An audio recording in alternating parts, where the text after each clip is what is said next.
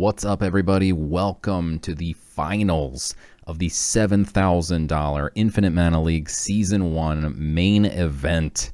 Joining me today, we got Fake Muse again with the call. Let me quickly give a big shout to our sponsor, Elite.pro. They have generously sponsored this entire event, so if you guys want to see more events like this, make sure you check out their link in the description below if you're watching on YouTube, or in the chat right now on Twitch. Check them out. Big shouts to Elite.pro. And Fake Muse, how are you doing today? Are you hyped for the finals? I'm feeling much better today, so That's good. Hopefully this is going to go pretty nice.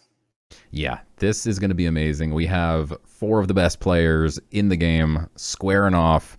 We've got the third place match coming up for you guys in just a few minutes. They're getting ready right now. They're going to be streaming on a 6-minute delay so that no one can stream snipe. We're going to be sharing both hands in both matches, so you guys at home will be able to actually see every play that both players are making. We've also, let's take a peek actually at the bracket here. We got the bracket, and here it is. We've got the third place match coming up for you guys first. We got TST's Caution Fun, and he's playing against Infinite Mana's own Aldous. And they're playing for a big old chunk of the $7,000. Third place walks away with about $800, where fourth place gets about $500. So this third place match, although we typically don't air third place matches, third place, that's like kissing your sister. That's what Fake Muse always tells me. So we don't usually air them. I've played in way too many third place matches. I've suffered through those a lot. I'm actually 2-0 in third place matches, but that was too many third place matches to participate in. Yeah. You don't. It's not usually great to be in those third place matches, but in this tournament, it was such a massive event, and there's so many great players at the top here that this third place match is going to be something to behold. They're playing for a lot of money. A lot of reputation on the line. Some of the best going head to head. And after the third place match, we will also have the live match of Gino from Team Octopus going up against another of Infinite Mana's own, Revan. That one I am super stoked for. Yesterday we saw Gino bring an insane, unique, one-of-a-kind deck to the semifinals. Super ballsy move. Love to see it pay off. And Revan, who's one of the most feared members of Infinite Mana for sure. I'm super stoked to watch that match. You might think, well, CopperPitch is on Infinite Mana, so he's of course rooting for his teammates, and of course I am. But I'm just rooting for some good gameplay with some very innovative decks. And if Gino brings some crazy stuff that we've never seen before, I'm definitely going to be a big fan and cheering him on. Yeah, so I'm sitting here, I'm trying to figure out how to pronounce Revan, or his name, and all I can see on this challenge thing is R3 Van invitation pending. So he didn't even accept the invitation for this tournament, and he's already made it to the finals. That's how good he is. I don't know. Maybe I should just call him invitation pending from now on, because I can pronounce that. That's about all I can feel here. Yeah, he doesn't even need to accept the invite. He's already got it in the bag. He's a very good player, but like I said, Gino brought some insane decks yesterday, so I am super stoked to see what Gino brings. But we've got these bronze medal match guys coming up in just a minute, so I'm actually going to go ahead. We're going to roll their introductions. You guys will get to meet the players before they square off. So starting off, let's meet Infinite Mana's Aldous. Look, I don't want to kill you. Okay, I want to kill you.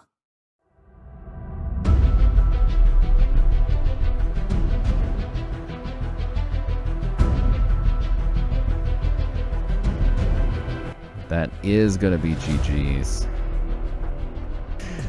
What a fight. Oh my god.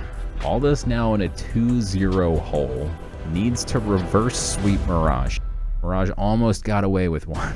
Aldous winning his first game, and that goes face. That's going to do it. Aldous winning 2 straight. Such a savage CERN. Mirage is all in. Aldous can't kill the 3-1 with Hidden or the 5-1. How is Aldous going to find his way out of this? He can't just throw up a frontliner because Cheap puts up a frontliner, but a second frontliner. He has the Rune of Strength. Do you believe in miracles? Wow. What an epic comeback. Wait, he didn't get the... If you're Frenzy. Oh, if you are. Okay. I'm sorry. It's actually my first time trying to proc the region on the Starving Sabertooth. I promise. It's the first time.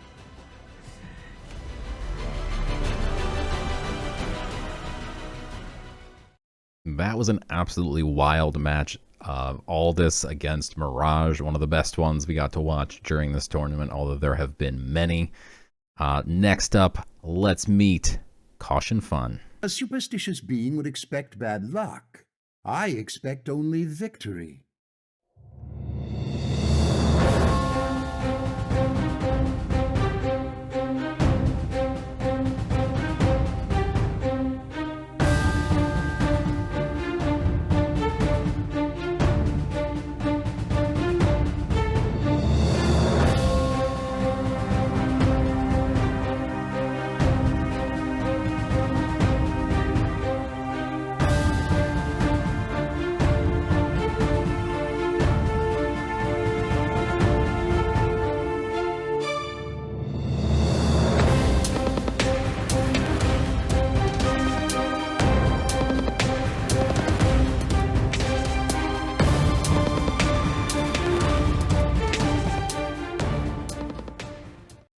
And there you have it, two of the absolute top players squaring off against each other. Did you know that these guys, all four of the final four here, they're all in like the top between 12 and 17th in all-times earning. I believe they're actually 12th, 13th, 14th, and 17th, which is pretty insane. Yeah, those numbers are going to change. I think whoever wins the Revan versus Gino matchup probably instantly goes to number one. I think that's how it goes, given the prize pool of this tournament alone.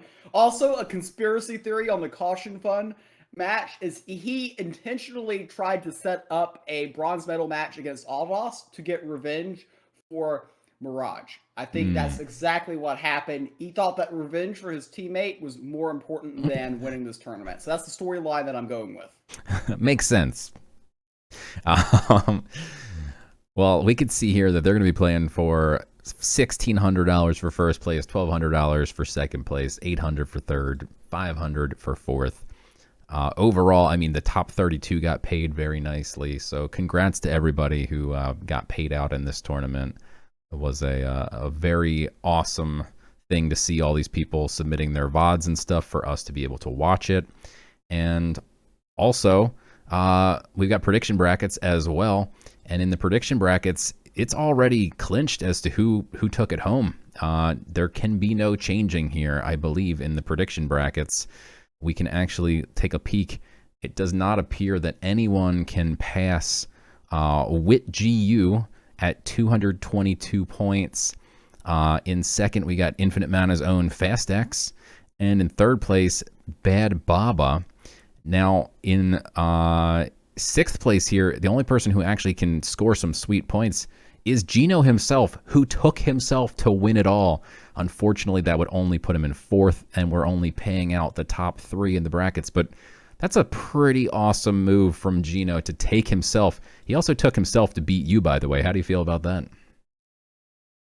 Well, I mean, picking me to lose in the finals is such a traditional pick. I don't see how WitGU is going to win the prediction bracket when he managed to get 0 with the final 4 correct. He did have me in the final 4 as well. Apparently, I messed up a lot of people's brackets. But I don't understand. The prediction bracket, whatever math you're using, is incorrect. You need to have a different system. Gino should, if he wins the tournament, is the only person to pick himself, he should win the prediction bracket, in my opinion. I agree. But my opinion, and $5 will get you a Coke at Disney World and nothing more. You can get a Coke for $5? That seems cheap. Well, not a very large one. We're waiting on these matches to fire up here. Luckily, we got to watch some beautiful ads. I didn't pay attention to what the ad was. Maybe I should have paid more attention. Natamali saying, wondering if that was a targeted ad or not. Now I know. I don't know what the ad was for. I'm kind of scared. I'm not logged in. I don't think it was targeted. I didn't do anything weird. It looks like they are actually getting into the match right now. Yeah, here we go. We are underway. You guys should be able to see both hands. There they go. It seems like all this is a bit ahead. Almost by like a minute here. That might be problematic. We might have to shut all this down. But let's see here. We've got Caution taking his patented tempo magic, going up against all this, playing light. How do you feel about this matchup on paper? Caution going first. I like Magic in this matchup personally, but I mean this can go either way. A lot of people don't like the Portal Wrangler Magic, which is what Caution Fun seems to be playing. So this is gonna be whether or not he gets lost in the depths in time. Interesting. Yeah, he's not going with the tempo magic. I was incorrect. He's playing Portal Wrangler magic. So we shall see if he can get lost in the depths in time. Right now, he was struggling to find it, but there it is on the top of the deck. Gets it for free. He can even bag out Flying Carpet and play Lost in the Depths if he wants. I don't think he wants to. He's got all the... Yeah, he wants to save the bag so he can probably reduce the Portal Wrangler. Well, I guess next turn he can't anyway, but... It doesn't really matter here. I think next turn he just plays it. I saved the bag just because it doesn't... Playing it next turn doesn't really matter too much here. Yeah, now the thing is... I was having a debate on somebody's stream on which deck is favored in this matchup, and I always preferred the Portal Wrangler side, and the other person claimed that Light always won, so I guess we'll get this debate settled here in this game. This was a mistake here. He took 4C, but if he's playing Lost in the Depths, anything he foresees is getting obliterated anyway, so there's no reason not to put Ward on that 3-1, right? Because now if all this has an Archer, which Light historically plays lots of archers, you gave away you got no bonus. You could have had Ward, you gave it away for free.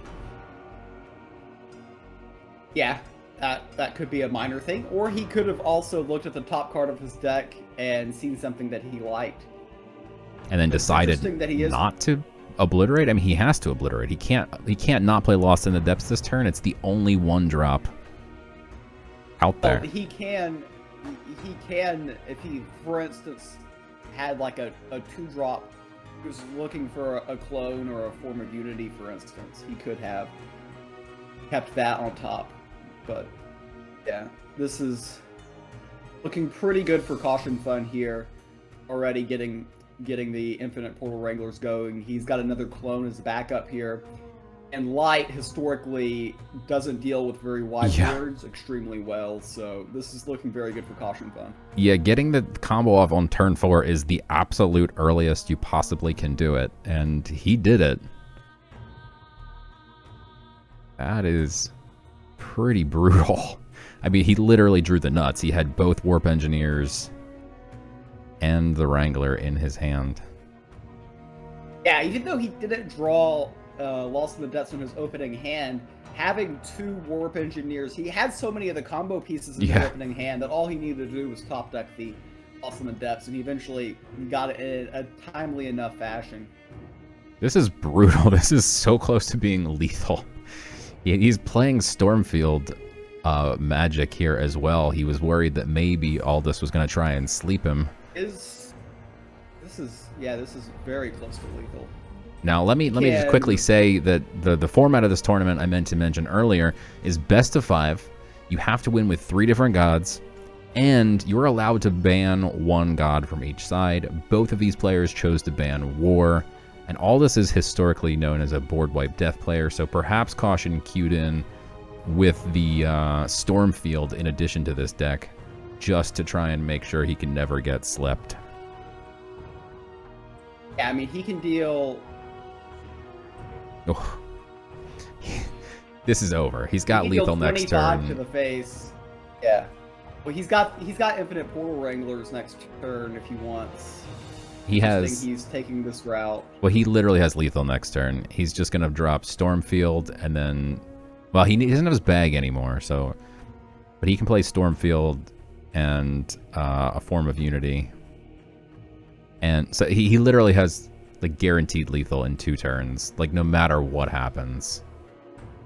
Yeah, I think he could have done it either any line. I actually would have personally just gone with the face with everything, dealt 25 damage to Aldos, and been like, hey, figure it out. Yeah. Because he could have got him to 5 this turn. But maybe he is looking for the sexy OTK option for the television audience. Yeah, I mean, I just don't think there's anything that Aldos can do here. Yeah, this is gonna be pretty savage. Does he pass just to make it a full-on OTK? Maybe he doesn't.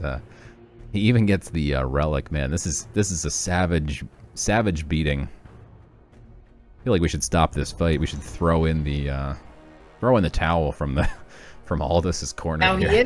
he is taking fatigue. He took 2 points of fatigue damage. So the first game that we've casted, it did come down to fatigue.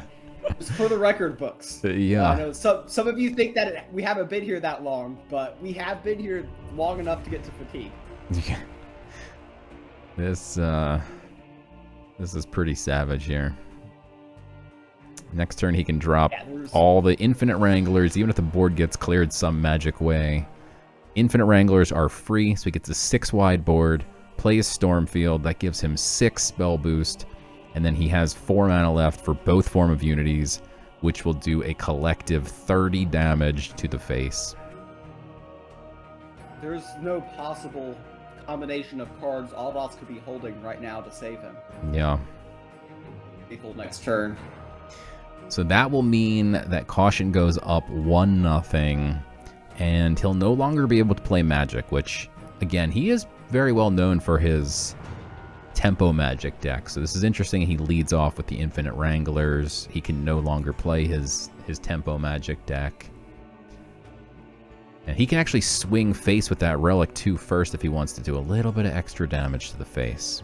Just really rub it in with the BM. Swing Relic, swing with the 1/1.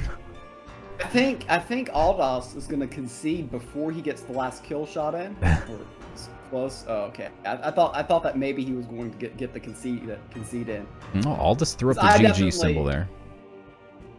Yeah. I would. Step 1 of any game I need to play now on is just turn off the emotes. Whenever I do not turn off the emotes, I feel like I've made a mistake. So I don't get the emotes and the sportsmanship in the Final Four. I think they both should just be shutting off the emotes and just playing Gods Unchained. Yeah, that was as you can. That was pretty savage there. Yeah, as you can see, I'm a big fan of the new feature. Yeah, I think a lot of people are in that boat. Somebody in chat wants to know more about NordVPN, one of your sponsors. They're not one of our sponsors. Our sponsors are Elite.pro. Elite.pro, where you can get all the sexiest metaware in the metaverse. Look at that link in the chat. Spammed. Just for you guys to check it out. Also, big shouts to Caution Fun. Veteran Hoplite. I need to stop reading chat. Yeah.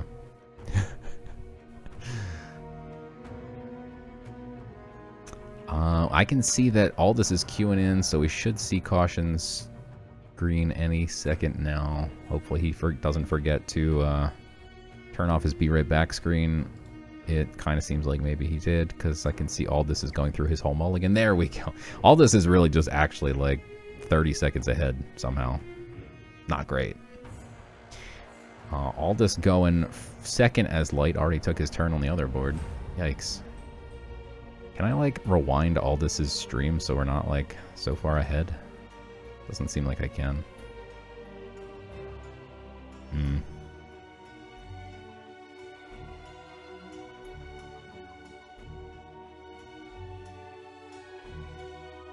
Well, that's unfortunate. Interesting cue here by Caution Fun, coming out with a zombie list. I'm not a big fan of zombies personally. I think it's a relatively weak archetype, but he does have the key pieces in his opening hand, the Cursed Obelisk and the Necroscepter. Yeah, this Reflection Elementalist has gained a lot of popularity recently, in big thanks to Aldous himself. So it's interesting that Caution is queuing up here with a death deck. Looks very similar to the old school Soulburn death decks. I don't understand playing Bladefly in this list. I'm confused. If by Bladefly do you mean Bombfly? Yeah, Bombfly. I'm used to talking about Bladefly because it's the better fly. Bombfly is so bad I'm not even used to talking about it. I don't understand. Bombfly used to be a phenomenal card in the Soulburn when Soulburn was a 2-mana burn, give something burn 2 and deal 2 damage to each god. And Bombfly was such a staple in that deck. It was such a great finishing tool. You could use things like Canopic Hoarders to trigger 2 of them from your Void and do 6 damage all of a sudden. And man, it was such a crazy card. But yeah, it's really fallen out of favor. And here we see he gets another one. He's all in on the Bombflies, but he's also all in on the Zombie Heal. Yeah, of course we can see Aldous' hand here has an easy answer to the Obelisk, otherwise that could spiral out of control. He had the Light's Levy about an hour and a half ago in his hand, so that's going to eventually get played. Oh. Yeah, like I said, like an hour and a half ago it was in his hand. Definitely a big delay there. Yeah, I'm going to refresh Caution's stream after this match, but I have a feeling that they're just both on different timings, unfortunately. Maybe Aldous thought that the 6-minute delay was 300 seconds instead of 360 seconds or something like that, because it just feels off quite a bit. Yeah, unfortunately you have to set it in seconds, and maybe the competitors can't all add up to 360. It is a big number. Caution's got a math hat though, so you feel like he probably knows how to add to 360. I think he should be able to do that. Of course, maybe these.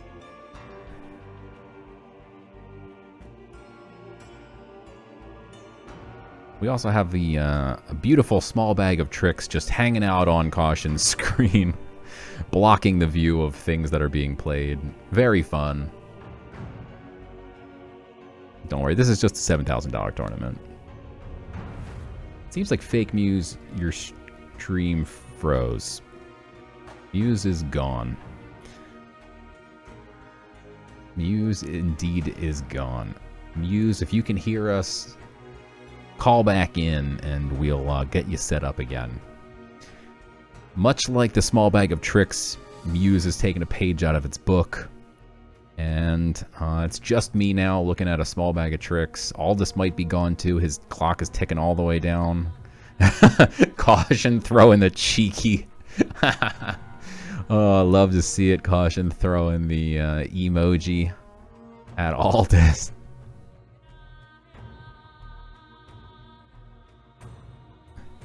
Love to see an emoji being used in a $7,000 semifinal. Or third place match, rather, not semifinal. Unfortunately, Caution can't see how much health that CERN has. Should still have 5 health.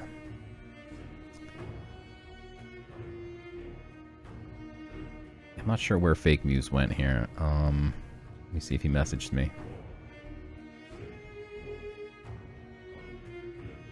He has not messaged me. I think he's just gone. I think he took off.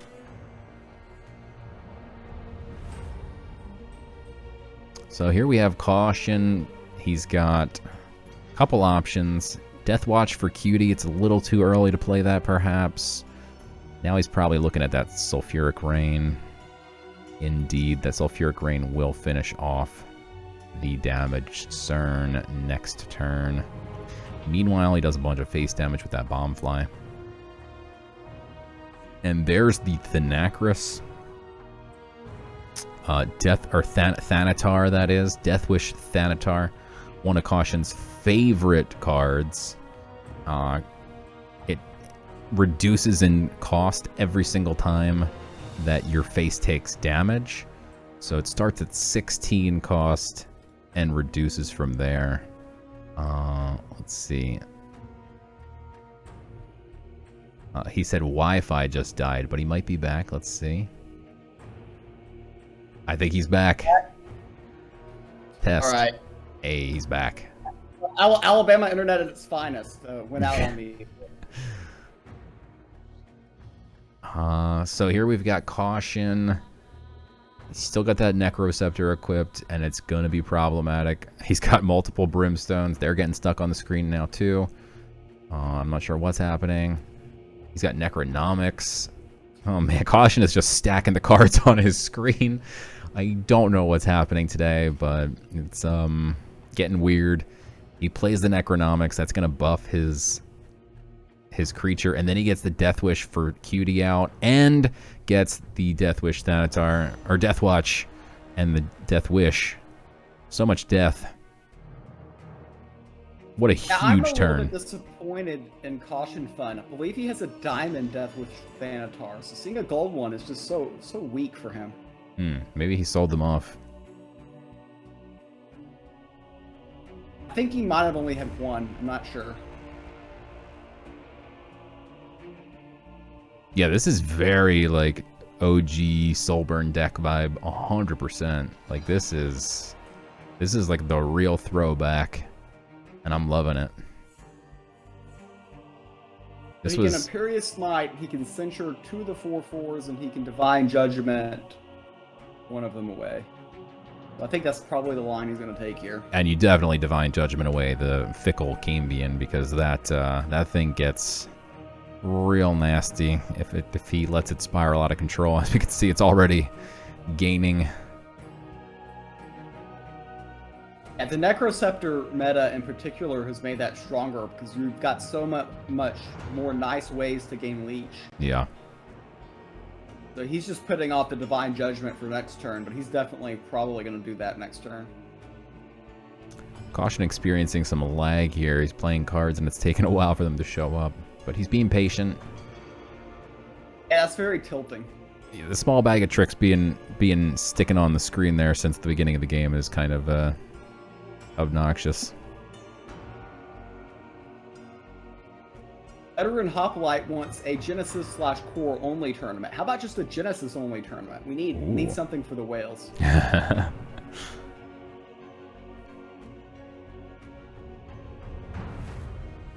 All this roping down again. I wonder if Caution will throw any more emojis. I mean, tossing out emotes while your opponent's roping is probably good strategically if you can distract them. This is interesting that Caution didn't bother to look at the Void there. You can figure out what people bring back from the Void if you're watching their Void and then the card disappears with Radiant Embalmer stealing it back out.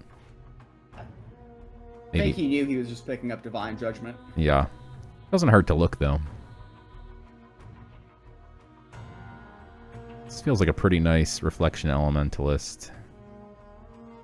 Well, it's not super convenient, because you want to play the Reflection Elementalist on one of those zombies. Yeah. I mean, you're turning a 5/3 into a 3/4 with Ward. Are you really profiting that much? Well, otherwise you don't get to play it at all. Yeah, that's why I don't think it's a great Reflection Elementalist, because it's just kind of a 5-mana 3/4 with Ward, and I'm not even convinced you're getting positive value. See, he doesn't even want to transform it. He just wants to play it as a 5-mana 3/4. Yeah, exactly. Well, you definitely can't Sulfuric Rain now. Perhaps you should have Sulfuric Rain first. But he wouldn't get to draw any cards. Sulfuric Rain gave him too much value anyways. Yeah. In fact, Sulfuric Rain's an intriguing inclusion in this list. Yeah, I'm kind of struggling to see when he's going to play it. I picture that more as a board wipe death card. You're trying to play Siren of the Grave and stack Sulfuric Rain on the same turn. That particular interaction is quite annoying. I think what he was looking for is to be able to burn up his own zombies and draw a ton of cards. But here I think we're going to get to see the Vampiric Skull bring back the Obelisk. And the Obelisk is just going to give so many zombs. There's no Obelisk in there? Did he Did he not have an He had an obelisk earlier. Very risky by by Caution Phone bringing that back. I mean, a Mysterious top deck would have won for Aldous right there. Okay, it got obliterated. So the obelisk was Oh. obliterated. Thank you, chat.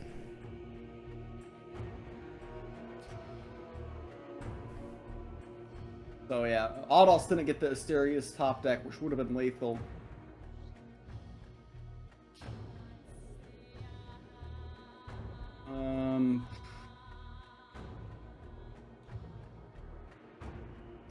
Trying to think of outs for Aldous here, and it's getting difficult. Wait, now chat's saying it got levied, so I don't know. Some people are saying it got levied. Some people are saying it got obliterated. I think it was levied. It definitely was levied. I remember it being levied. It was in the void. It was levied and then I disconnected from the stream, and now magically it disappeared from the void. So that's my story, and I'm sticking to it.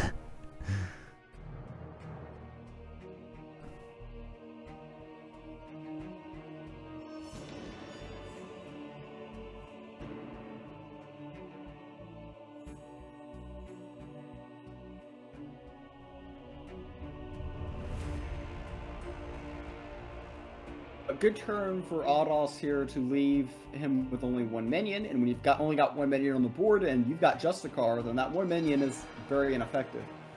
Almost as ineffective as the second Necroceptor. Yeah. Definitely have to feel bad about getting that Necroceptor. It's just a dead card. There is the Lambasting Wand in the Sanctum right now, and you have to feel a little bit nervous for either player to, but especially Aldous is the one who's got the favor for it. Caution does have those infinite zombies constantly giving him a little bit of heal, and we have no idea what was just played. It was a Radiant Embalmer. He's going to pull something back again. What did he pull back? Divine Judgment. Yeah, he's going to get Divine Judgment again, yeah. Getting so much value from it. Remove the zombie, and then he can lock the 5/6 here. If he can play maybe the Minucian to set up lethal next turn with Asterius, that's probably optimal. He keeps healing that Justicar, which is huge, keeping that thing alive and on board. It's just locking out Caution's only creatures. Yeah, I actually disagree with that line, because if you play the Minucian there, you threaten lethal next turn. Because he's going to heal for 3, he's going to go back up to 14. And right now, if he plays Asterius, well, okay. Now he's got lethal. Yikes.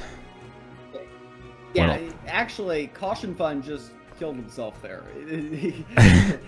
I mean, Ragnarok there was not good. I reckon he killed himself when he didn't bring back the obelisk and brought back a Bombfly instead. So instead of something that spits out tons of healing, he put something on the board that did damage to everybody. So very interesting choice. He was just going for the kill then. Yeah. He was trying to be the aggressor, and Aldous had a good counter turn to remove those minions. Here we see players picking decks again. We can see all this. He's typing in the code, so it looks like he's all good to go. They are using... I probably shouldn't say what code they're using. But I bet Bonk knows what code they're using. My guess is it's probably code Bonk. Because don't tell people that. Now people might snipe the... Don't snipe the championship match, please.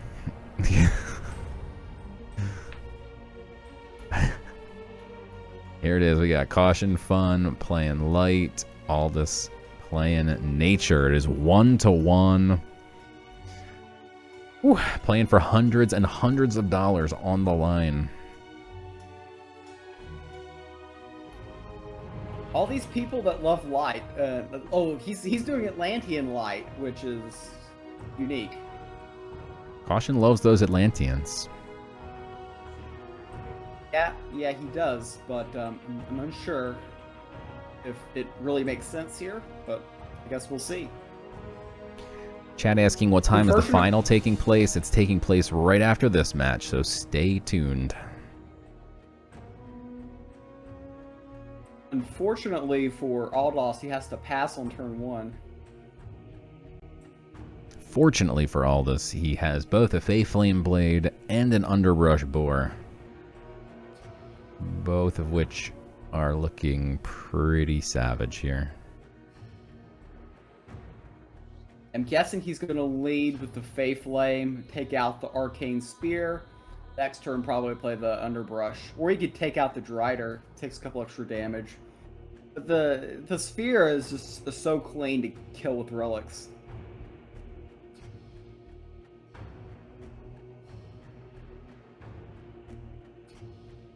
Okay, looks like he's debating about that Fey Flame Blade a second time here. I thought he cast it and there was just a stream delay, to be honest. I think he's I didn't really know what was going on here. struggling to figure it out. He plays the Fey Flame Blade and takes out the Drider Sailweaver. Ooh, Caution was probably hoping think for a it's- little creature here, but gets a relic. It's not bad. Perhaps not good though. Ooh, this is not going to be good for Caution Fun, because what can happen here is you can double attack the Blind Martyr. You can play Underbrush Boar and Chiron to take out the Arcane Spear. And you take off one dirt. You don't even... Oh, and he goes for the Canopy Barrage instead. I like the other line better. Really takes out that relic. Caution's got one card in hand. Guess he didn't want the burn on the Underbrush Boar, but... True. Yeah, the Arcane Sphere is very seldom seen. Does leave a creature with burn, so perhaps he wisely avoids the burn. Ooh, I mean, looking at Aldous' hand here, you've got the Bladefly and the Falling Star, and then you've got the Wildfire on top of that. Yeah, it's pretty Very effective. pretty savage, especially here against Light, where Light doesn't have that many creatures, doesn't have that much of a hand. Getting wide against Light could be very deadly. Yeah, Light into Nature and going second as Light in this matchup, definitely very, very bad for Caution. Let's see if he can find his way through this, though. Does manage to nicely take out most of the first wave here.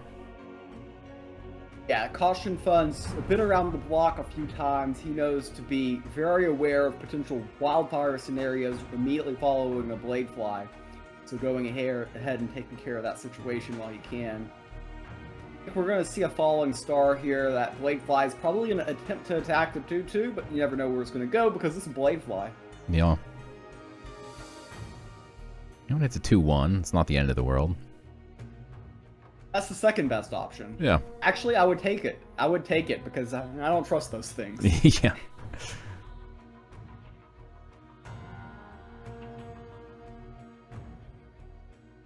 It Ooh, looks like he's Canonize. probably going to have to trade off that 3/2 with Ward for something. Canonize is such a nasty card that can always allow you to get back in the game. He chooses not to trade any creatures out, though. Just goes face. Yeah, but here I think it's pretty simple for Autos. You just go ahead, play the Falling Star. One of your Badgers is going to chip protected. I assume one of the Badgers is going to chip protected. There we go. The last one. He was waiting, saving it for the last. And the best Badger for last, I guess. Now he's forced to trade off that beautiful canonized minion for a lowly Badger. And we're looking very likely for Aldos to be able to God Power plus Wildfire next turn, or Underbrush Boar plus Wildfire. He could be 6 wide. Caution just Okay. going face, hitting as hard as possible. He knows it's his only shot here is to just try and win before it's too late, but why did Okay, Aldous I really attack? dislike the order of operations there. Yeah, that was very I mean, strange. if you're gonna play the hunt, lead with it. Yeah, instead he sacrificed a Badger for nothing. And that could matter here, because we can see the type of board. Oh boy. Caution's got more I mean, cards stuck on the screen. Okay, there we go. I think you just play Underbrush 4 and Wildfire here, and that's just going to be way too strong.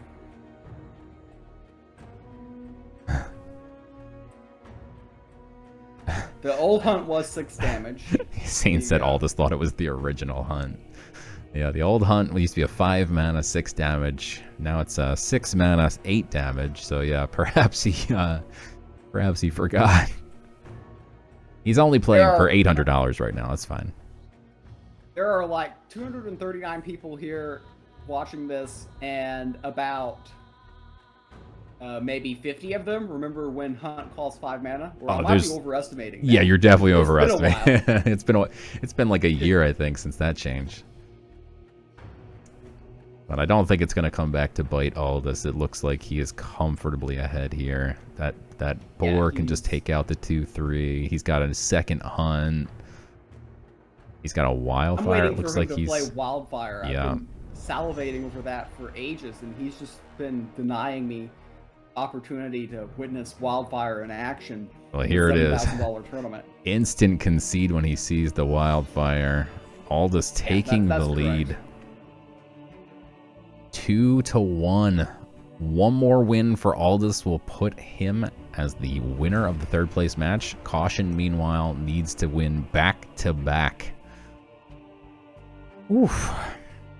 Caution can no longer play Magic. He can't play War. So what does he go with? Looks like he's going to grab a Deception list here. Atlantean Deception, it looked like. Meanwhile, Aldous still choosing. Atlantean Deception is something that Caution Fun has played with quite a bit. Very, very well known for playing Atlantean Deception. Meanwhile, Aldous was toying with the idea of light, but now looks like he might be backing out of it.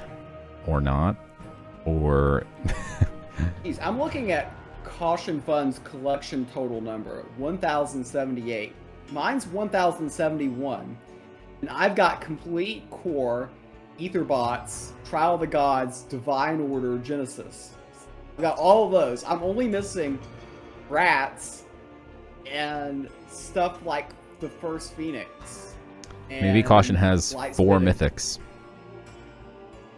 I mean, I actually have 1 rat too. So does he have like all 6 rats, light spitting, and First Phoenix? I mean, I'm trying to do the math here to get there for Caution Fun. His collection's very impressive. That's where I'm trying to get to. Yeah. Definitely has every single card and then some, seems. Caution has the new core set refresh already, Professor says. I kind of believe it. It's possible. Mudman says he has all the cards. Yeah, I'm doing the math in my head. I think he even has all the cards, including the rats, which is all right. pretty Here impressive. we go. Game 4 must-win situation for Caution. He's going second. He is playing Deception here, his Atlantean Deception, and meanwhile, Aldous has taken Magic. Now Aldous seems to be behind. I don't know. His stream delay is maybe correct now, perhaps. Maybe Caution Fun did a 420 stream delay. Yeah. I mean, he says he likes math, but you know. I think they're both So, he synced might up be- now somehow. I don't know what's happening. All right, so Caution gets his Diamond Rolling Watcher out there. I believe if anyone buys it for 20 ETH or 10 ETH maybe, he'd get it tattooed on his body. I think that was a thing that he used to offer. So, You know, if you wanna buy GU that. gets big enough, if GU gets big enough one day, somebody's going to take him up on that offer. 10 ETH, yeah. 10 ETH, buy that Diamond Rolling Watcher, and Caution will get it tattooed on his body. It's a bargain, G. Rasher says. This is a big start for Caution getting the phase touched out on turn 2 that simultaneously gave ward to the Rolling Watcher. I mean, that is like the nuts start, right? Like, that is, you give it something that's going to keep spiraling ward, and something that keeps giving ward has ward. Magic, very difficult to deal with both of those. He can definitely deal with one, but not both in the same turn. So Yeah, if I'm all boss, I would have actually taken out the phase touch golem here. Agreed. It looks like he's taking out the pebbles because that does increase in attack. But I would be scared to death of leaving that phase touch on the board without a clear answer. As we can see from Aldos's hand, he has no answer in hand to that. well, he gets lucky to the fact that Caution didn't happen to have another Atlantean in hand. If he had an Atlantean in hand or top decked one, I think the game might have just been over at that point because it's going to get ward. He could have even bagged out like a Shade Walker and it would have gotten a ward. I mean, I think that's just GG's. Yeah, a Shade Walker with ward, especially with when you can Orpheos Distraction it, is very difficult to deal with. We see... Interesting. Go just playing the Warp Engineer. Board presence is interesting play. Caution getting super wide though. It's already done 8 damage to the face. How do you feel about Slipblade? I mean, the things that you're dealing with at 5 are, you mean maybe it's like a Guild Enforcer or something, you can't Slipblade it. It used to be very popular in the Hidden Rush era meta, but now, I mean, what is the Slipblade kill that's in your way, right? Can't kill a Guild Enforcer. What other walls? Aldos playing a variant of my combo list with Nimble Pixie. You might have read your pilot's guide. Well, he didn't listen to what I had to say, because I don't give up a Warp Engineer out of my hand to just have a 1/3 for minion presence. I'm a little bit confused. Well, maybe he just saw that you posted it, but didn't read the guide. That would be pretty standard. I'm trying to have a hard time figuring out what he's trying to accomplish. Those Nimble Pixie by itself, it's just a couple of 1/1s. Yeah, that effective. And he's sitting on 3 cards in hand now that you would have loved to get any of those cards out this turn. Like, they're going to draw you more cards. You need those out early and often, and he's now just sitting on 3 in hand that are not going to draw many extra cards. Not next turn, not this turn. I mean, All-Seeing Spire could at the end of your next turn draw you a card, but I mean, at what was the gain from the Pixies here? Ironically, the best play here was probably All-Seeing Spire and Palace Wand. Yeah. He could have gotten those out there and started the card draw generation. And oh boy, Shade Walker. So that's the card that I'm surprised I would have pipped that out if I was Caution Fun. Get out that Shade Walker. He seems to be overly concerned about those Nimble Pixies, in my opinion. Yeah, I think maybe Aldous did. He definitely presented like he was getting ready to do a combo next turn, so perhaps Caution was like, I really need to be concerned here. I can't let a Stormfield just pop off. You never know what kind of OTK is lurking around the corner now with Stormfield. Yeah, but with 5 mana and nothing really being reduced in cost, I would be less afraid.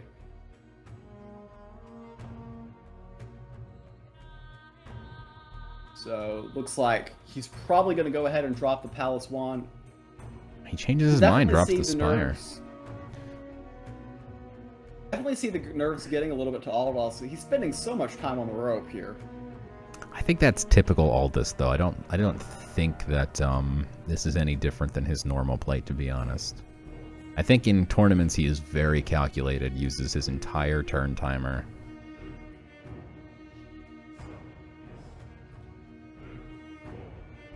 Believe it or not, if you've ever seen me play, I'm usually not on the rope. I just don't usually use the entire rope much. I mean, it's a good thing to do when you're talking about, you know, normally you're like, okay, well, I'm taking my time. It's a good thing. But it does take away some of your time if you get too low. And then when you really need the time to think, you don't have it. So it's definitely good to stay off the rope if possible. I actually think his first instinct was correct last turn. Just Yeah, played agreed. Palace Wand and All-Seeing Spire.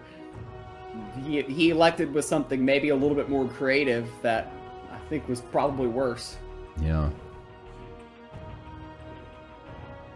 But he does have Stormfield now and a Guard Shark, so things could get a little spicy if Caution's not careful. I mean, he's a long way away. He needs a lot more than just that. Oh yeah, but he's got card draw now. He's got 2 things that are gonna draw him cards each turn, so next turn he could have 5 cards all of a sudden.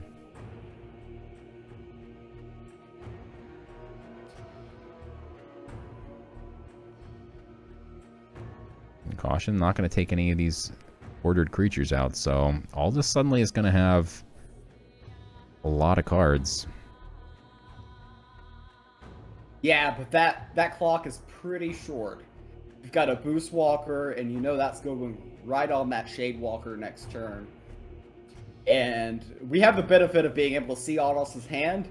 He is nowhere close to any combo. Yeah, he's got no spells, and there's nothing in the Sanctum that can... I mean, the awkward thing is he has to play the Shadow Scryer to use the Palace Wand to not have it go away, and then he probably has to buy the Wicked Trapper from the Sanctum to prevent the Palace Wand from dying. Did he not draw a card?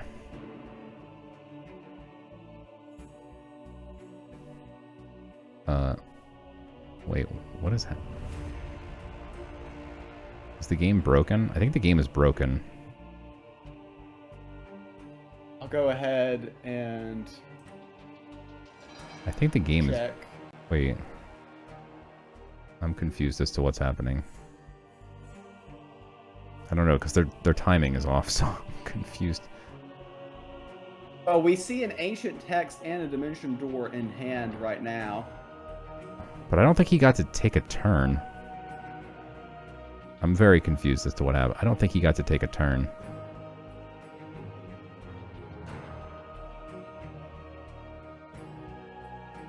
Yeah, game was broke for Aldous and skipped his turn. That's what I was seeing on his side, was that he never drew any cards. It still showed it was Caution's turn. That is not great. That is not great at all.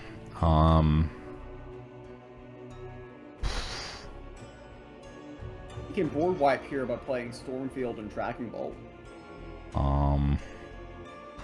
Are they in chat right now, like figuring out if they need to replay that or something?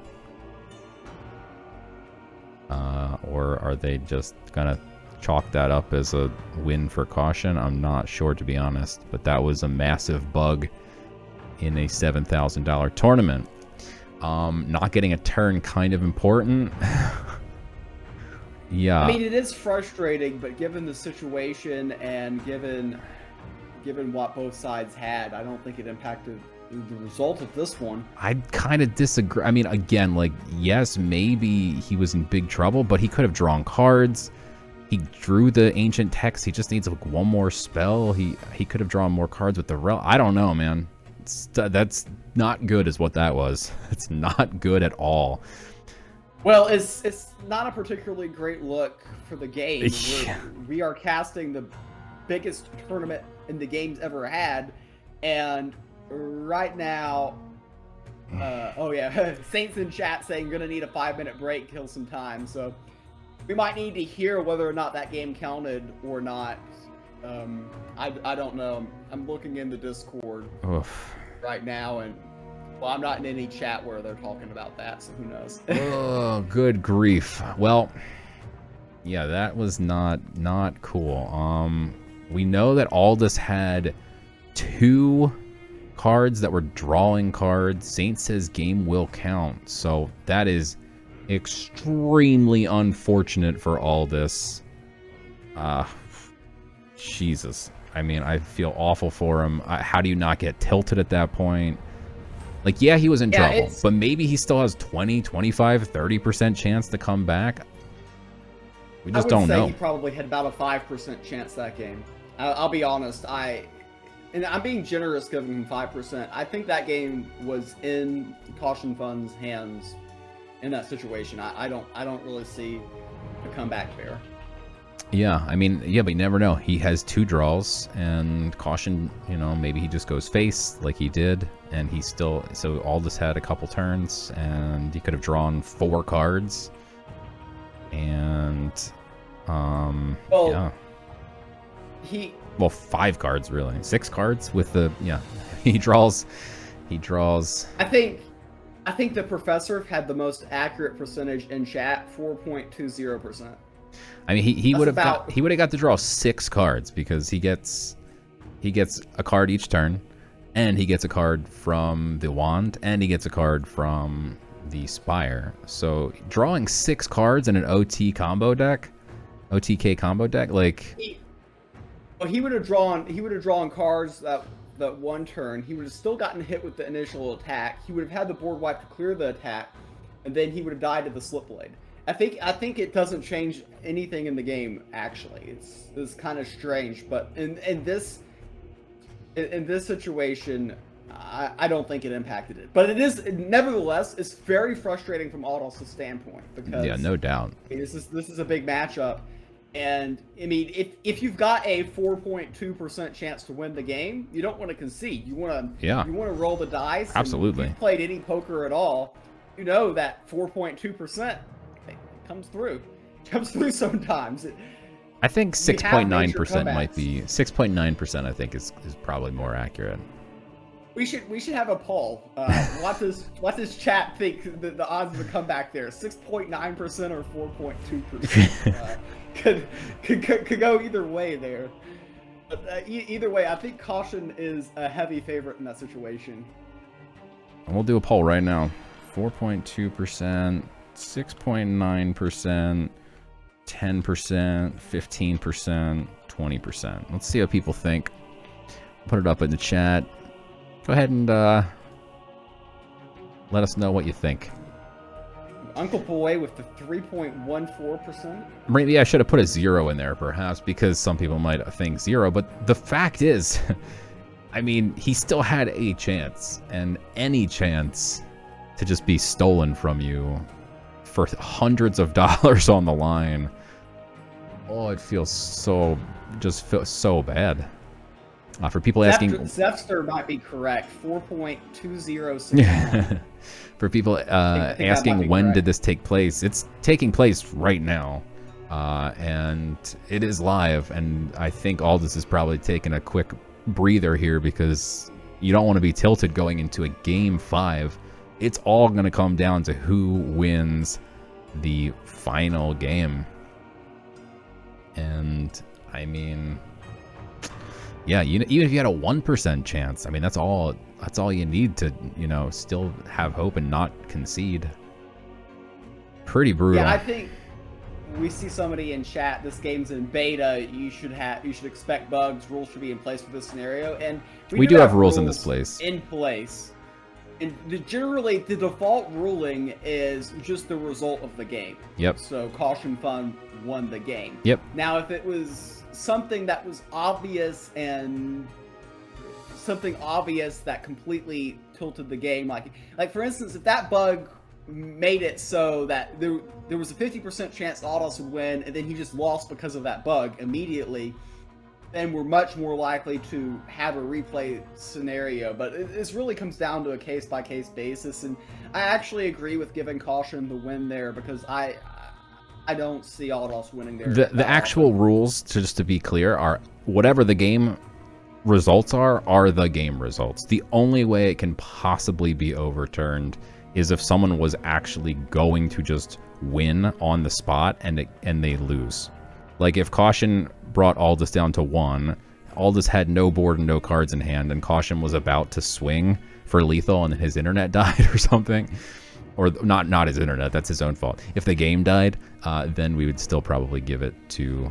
And we do have judges. We have unbiased judges that aren't even part of Infinite Mana, because we didn't want anyone to think, oh, well, they're just Infinite Mana members, so of course they're, going to give it to the Team Infinite Mana.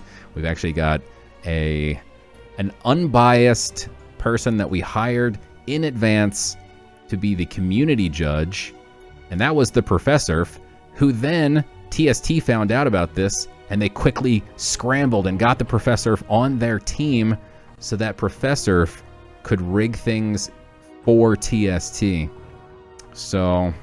And In the third place match, you're seeing this paid off. The first controversial moment, we have TST versus Infinite Mana, and it appears that TST was better at rigging the situation than we were. So, congrats to them. Obviously, if we were good enough at rigging our own tournament, then the Infinite Mana member would have gotten the ruling in their favor that game. It's true. All right, so it looks like all this is back to his computer here, digging through decks. And so we should see this next match getting underway pretty soon. But yeah, that again, it was quite probably over in favor of Caution, and that is indeed what the ruling would be. So no controversial rulings or anything, but it just feels bad for Aldous. But it's frustrating. Alas, here we are. It's a really, really bad showing for the game. Yeah, but I could see viewers in here. We're queuing in, so we've got Game 5.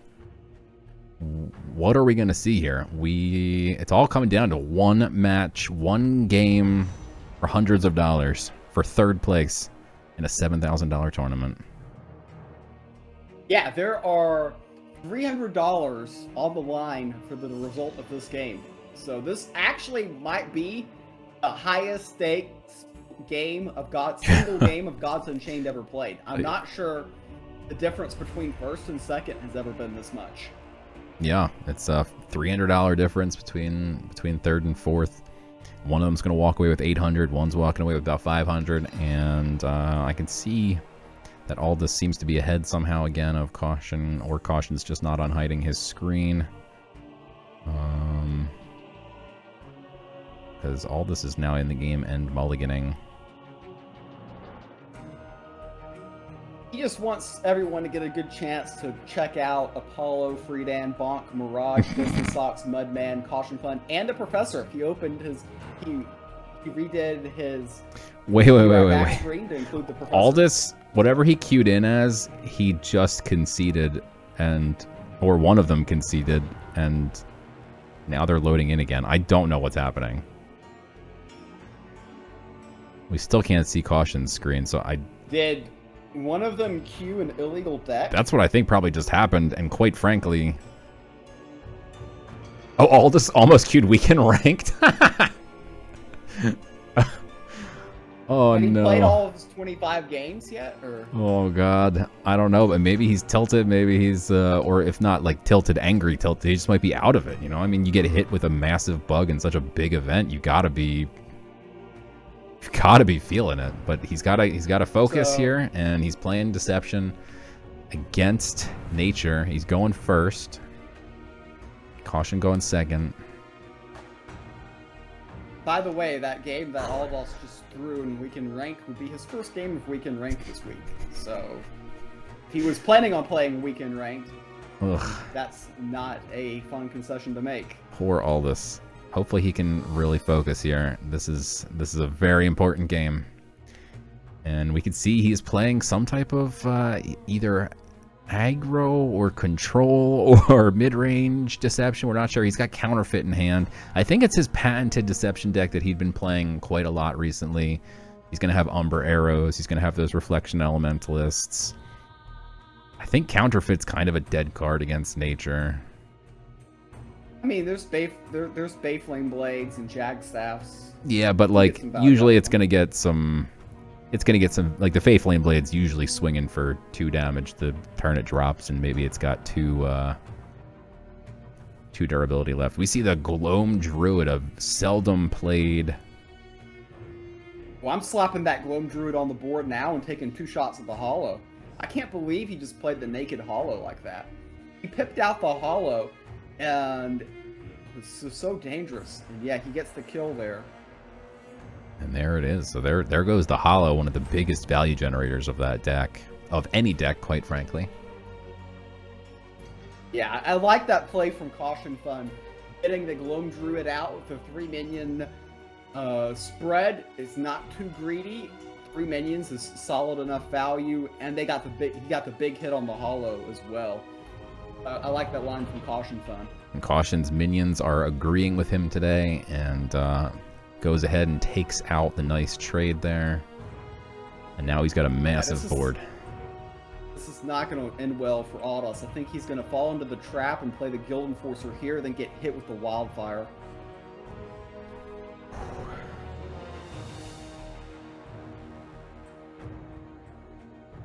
Buddy in chat said it's looking bad for Aldous.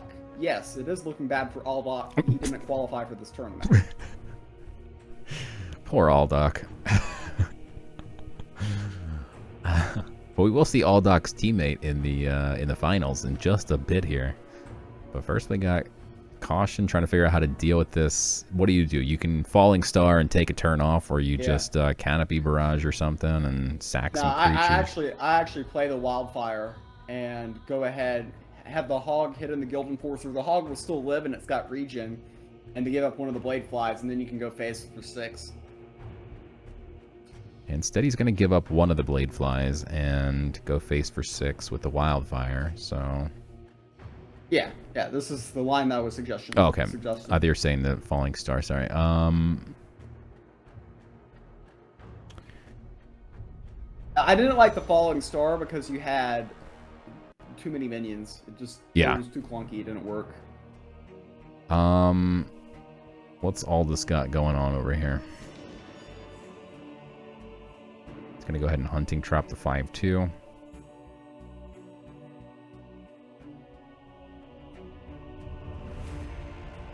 Yeah, the card that Aldous really needs is Rapture Dance. We can see that he doesn't have it, but I can tell you, sitting in Caution Fun's seat, that he is scared to death of Rapture right now. Yeah, I mean, you've got all these go wide cards in your hand, like Falling Star ×2, and Low Hanging Fruit even puts out an extra little tiny creature, just fodder for Rapture Dance. So he's got to be nervous to go wide. If Caution Fun plays Falling Star here, he probably just wins. Yeah. But I understand why he did what he did. He's just too afraid. Yeah, I think I would have done it anyway because you have 2 of them. I don't know. It's very tough to... You just always assume they have it. Because they always have it. They always have this it. time, apparently. Yeah. So I think Caution Fun probably slightly more confident he doesn't have it, given that he didn't play it last turn. And he doesn't get it this turn. That's...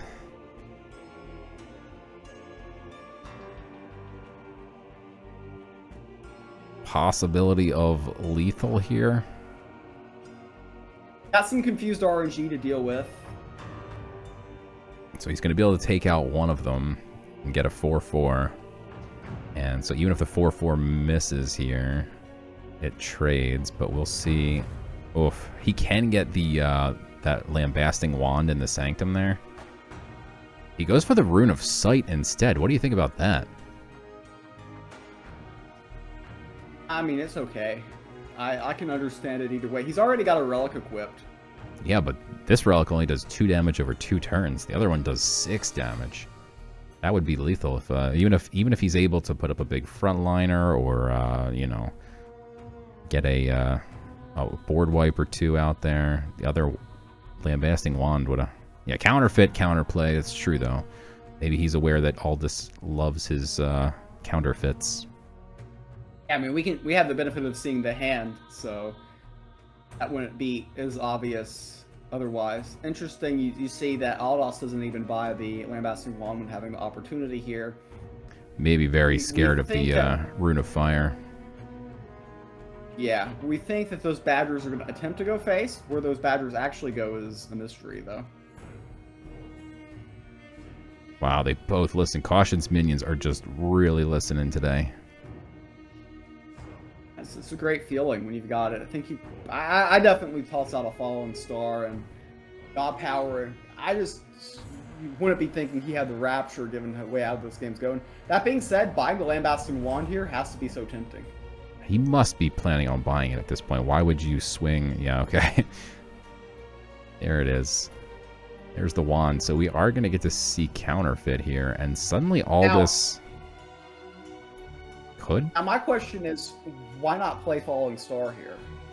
Yeah, I like Falling Star too. This could actually get interesting. it looked over. Do you think that Aldous has a shot at 2 health? He's got the counterfeit that steals the wand. And then he's got 2 big creatures on board. All right, so Caution does decide to go wide here. Yeah.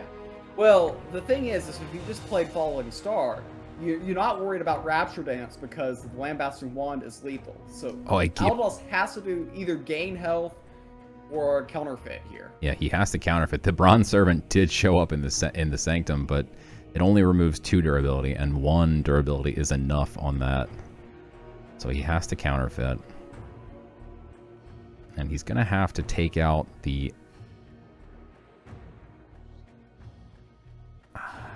Yes, he takes out the hog and the... So he takes out the Apple Boy and then takes out the bigger hog. Or no, he can't take out the bigger hog then. I don't know. This doesn't look good. He's got mugging as well. He takes out a hog with the warded minion. He takes out the Apple Boy. And then he muggings whichever one the Apple Boy buffed. I think that's the line. So he's left with 2/1/2 Badgers. And then you just hope that those Badgers don't go face. But I don't see any way he can prevent an RNG lethal at this point. Yeah. Actually, this is actually going to do it. Yeah, this is a nice line.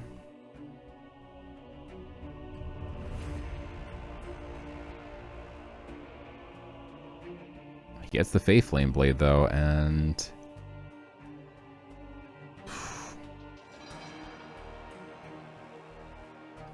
Yeah, the Faith Flame's going to be scary.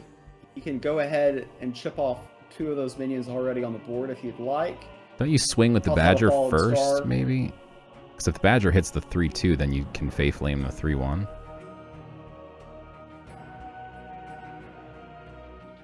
Yeah, possible. I would still Falling Star. I've been wanting to play Falling Star for a while, though. Why would Badger miss face, though, Clutch says. Caution's creatures are just on fire tonight, not missing a single shot. Aldous needs to get enough favor to buy that Bronze Servant, and then also take out everything on the board. This is not looking pretty. He does have a Card Shark, which is a single frontliner, but he needs to get the Bronze Servant. Gets the Bronze Servant out. I think he's going to play the Bronze Servant. He's going to... You know, looking back on it, he should have attacked the Badger first. And if the Badger went face, he shouldn't have used both attacks on the Faith Flame. Because otherwise, the Faith Flame is lethal here. Well, he's got a minimum of 2 shots at lethal here. It's a 75% chance to get lethal. I'd toss out that Lightning Strike, to be honest. Yeah. Then he gets the Archer. Even still, no guarantees. Still 75% chance here for lethal. Oh no, 1 missed. Oh, and the second one goes face. Congratulations to Caution Fun, taking down 3rd place. Woo! That was a sweaty match there. Yeah, GG's. he took a gutsy line there, telling that Badger to go where he actually wanted it to go. He's got a lot more trust in his Badgers than I've got in mine. So, congrats to Caution Fun. He gets a bronze medal, except we don't give out medals. We just give out God's tokens. He gets $800. That sounds pretty good. And then that also Saints said blink twice if the championship match should start now. Indeed, it should go ahead and start. We've got the championship match coming up for you guys in 6 minutes. We're gonna roll some player intros. Let me get their Twitches all set up here, and I say before we see their intros, let me just say real quick, GG's to Caution and to Aldous. Caution said GG's Aldous and thanks 8M for putting this on. Glad I got to play all the decks I wanted to play. Indeed, it was fun to see all those Interesting deck caution. I love to see the Atlanteans coming out in full force. And yeah, well done taking down third place. And now it's time for the main event of the evening. We've got Octopus Gino taking on our fellow teammate, Infinite Mana's own Revan. This is going to be the biggest match of the century. Playing for $1,600 for first place. This is going to be huge. Let's take a look at their intros and get to meet the players. Here is Revan. Judgment Day has dawned.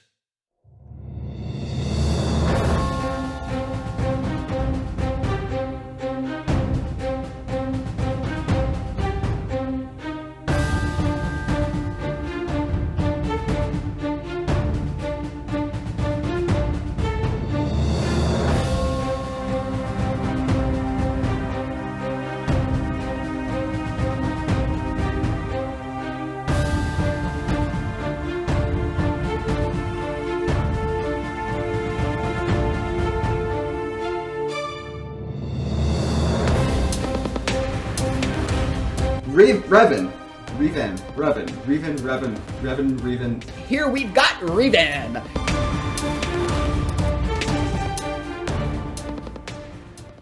And Revan will be taking on Octopus Gino. There is hope for you no more.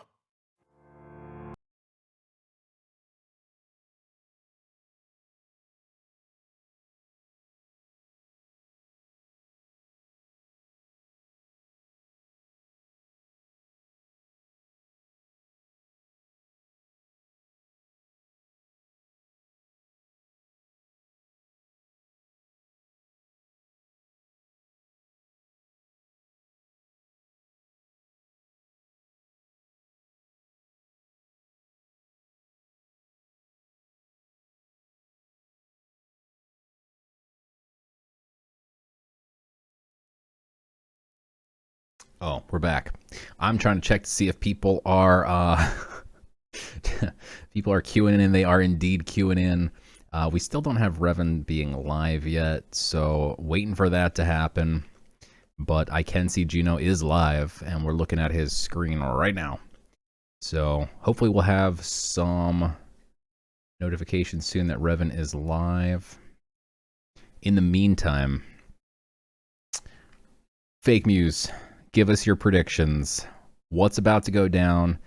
And do we know what the bans are yet? Both sides banned War at Shocked. And I have Revan winning this one. I think that he's going to expose the control light of Octopus Gino, and Revan's going to take this down.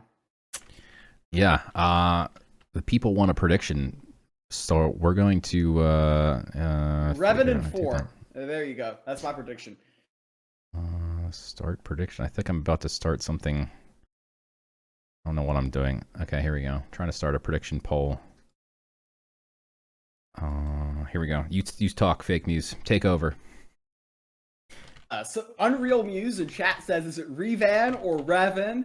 And apparently, according to him, it's Canadian. So it's Re, like the E, Re, and then Van. No, Vin. It's like Vin. It's not. There's like no A in there for some reason. It's super confusing how to pronounce his name. And then we see on the challenge sheet that it's R3 Van, invitation pending. So maybe I should be calling him invitation pending, because that could be something that I could figure out here. All right, guys. Either way, we have the prediction bracket is open only for 2 minutes, so quickly get your predictions in the chat. You can pick who you think is going to win. Is it going to be Revan? Is it going to be Gino? You've got 1 minute and 40 seconds here, so quickly get your predictions in. You can stake your channel points here, and you can win some extra channel points if you get it right. So quickly get your selections in. Got 1 minute.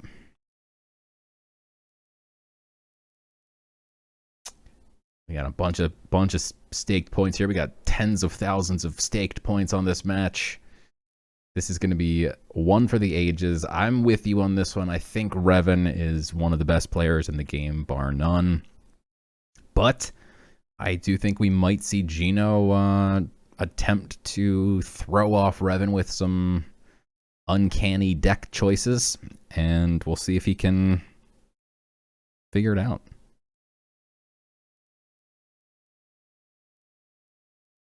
Aldous wants a tie option. I know, Aldous, I know that you're from Mexico and you love soccer, and in soccer, every game ends in a tie and you all go home happy, but this is America with somebody from France facing somebody from Asia. But we don't do ties here.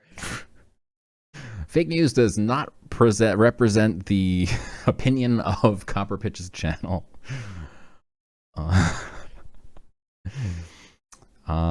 Prediction's gonna close in 20 seconds. Get them in, guys. We got more people staking money on Gino here. Gino at 55%, Revan at 45%. With the 10 seconds left. The chat likes Gino. Fun fact, the U.S. men's soccer team also doesn't do ties because they lose every single game. There it is. Predictions are closed, and chat has taken Gino by a wide margin here. It's 63% to 47% in terms of channel points, but there's actually 49 unique people to 30 unique people taking Gino here. So a lot of people were very excited by the that light match yesterday. So a lot of people think, you know, Gino has some shots here. I put all my channel points on Revan, which was 10K. Revan I think I had more channel points. Is still not live. One time to that. Saints, you poke Revan and ask him why he's not live. Oh wait, he just went live. Literally just now. Here we go. Just in the nick of time. We are good. Perfect. We got everything all set. There we go. Awesome. Excellent work to all 4 players. Thank you guys for sharing your screens with us and letting us put on this awesome event. Big shouts to all the players. Well done, everybody. And let's see what's going on. We got Gino playing Nature, Revan taking Deception. Whew. Who do you like? I like Deception. I enjoy Deception a lot more than I enjoy Nature personally, but you know, part of it's just tilt. Just looking at their opening hands, I like Gino though. You're gonna get that Underbrush Boar on a Patient Pickpocket. That's a feels bad moment for Revan. Yeah. And nothing really worth stealing. Maybe that Canopy Barrage would be the best choice, but not much in the way of value going to be generated here. He gets the Wild Hog. Oh, I guess the screens are off by a bit because it was he got the Wild Hog before he used Orpheo's Distraction on my screen. Oh, jeez. Would not have happened in that order. Well, we try our best having everybody. Yeah, we try and have everybody stream on a 6-minute delay. But like we said, these are 4 people from 4 different countries on 3 different continents, and some of the stuff has to travel through some very lengthy internet tubes. So we do our best. Use this as an opportunity to go ahead and go to the Gods Unchained Discord and tell them, hey, there should be a spectator mode. We've told them this during every tournament we've ever put on in the past, and while they are aware of it, you should still go let them know and remind them.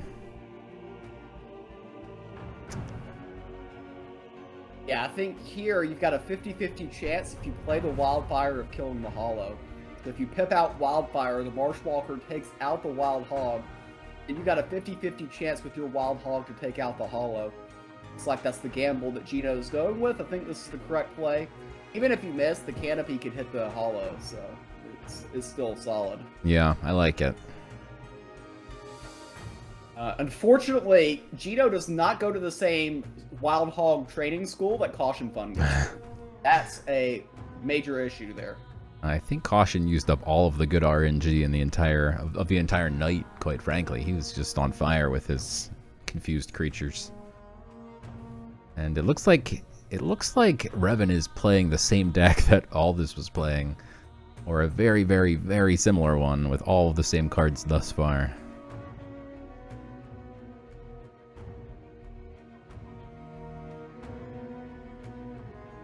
So, Yeah, you can get the order, and you've got the hidden, so that's good.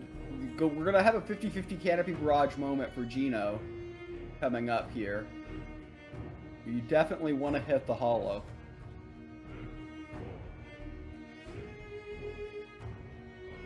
he's weighing his options. Doesn't really have that many, in my opinion. I think he does have to do that 50-50 Canopy Barrage. There's The only question other... I have is, do you pip out the Badger at end of turn? I could see that either way.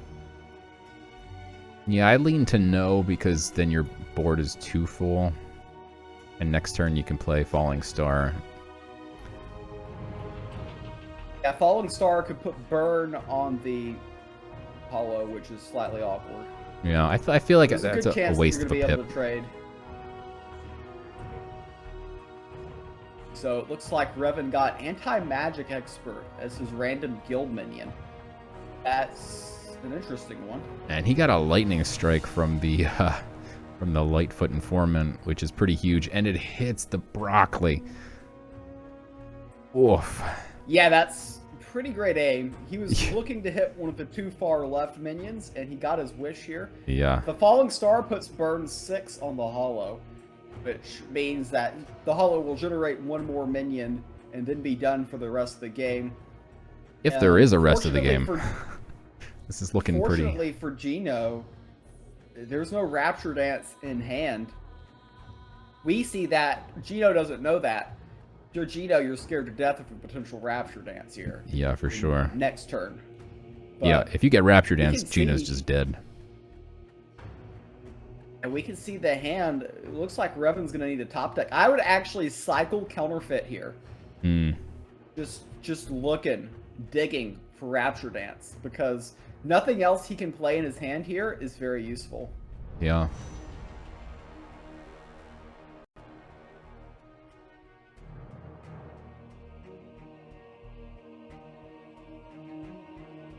Yeah, I mean, it's still basically next turn's either Rapture Dance or Bust for Revan here.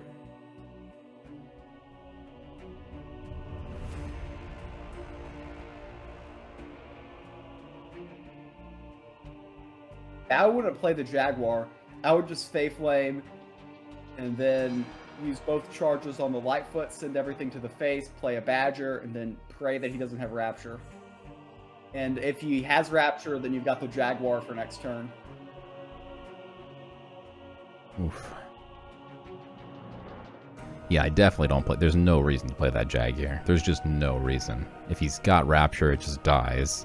And if he doesn't have Rapture, you just win. So, definitely don't waste that Jag. I would just hit God Power and in turn here. Yeah.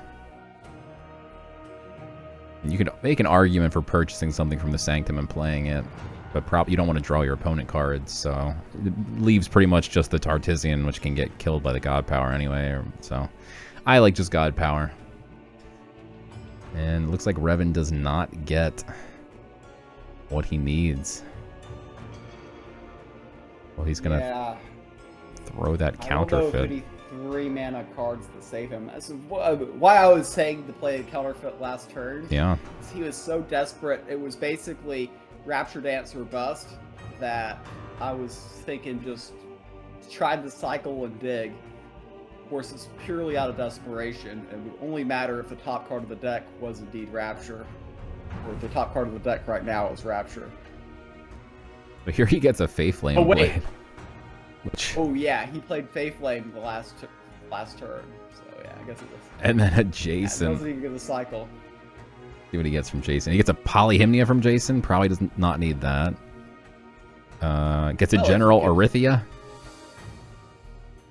And I didn't see what the first card was, but I don't think he needs I those still cards. think it's optimal to pick Polyhymnia because Gods Unchained is a very buggy game, and you never know. Maybe those 3 options will magically come out onto the board.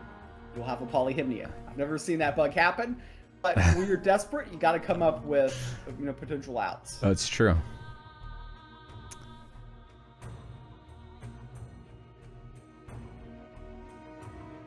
So it's not guaranteed lethal here. In fact, it's probably not going to be lethal unless he gets really good confused RNG. Oh, they all go face. The nature creatures are out in full force tonight, not confused whatsoever about where they're supposed to be going. Gino takes down game 1. I need to hit these people up to figure out where they're getting their badgers from. The badgers that I get and the wild hogs that I get don't listen like this. So I don't know. I need to look and pay more attention to where those badgers come from or something. Maybe I need to feed them more. Who knows? Yeah, that's very insane that we've seen so little crazy misses from these confused creatures tonight, but I guess that's the RNG that you sign up for with nature. Sometimes it goes your way, sometimes it doesn't. And now for game 2, we see Gino scrolling through his decks here. Gotta decide what he wants to play.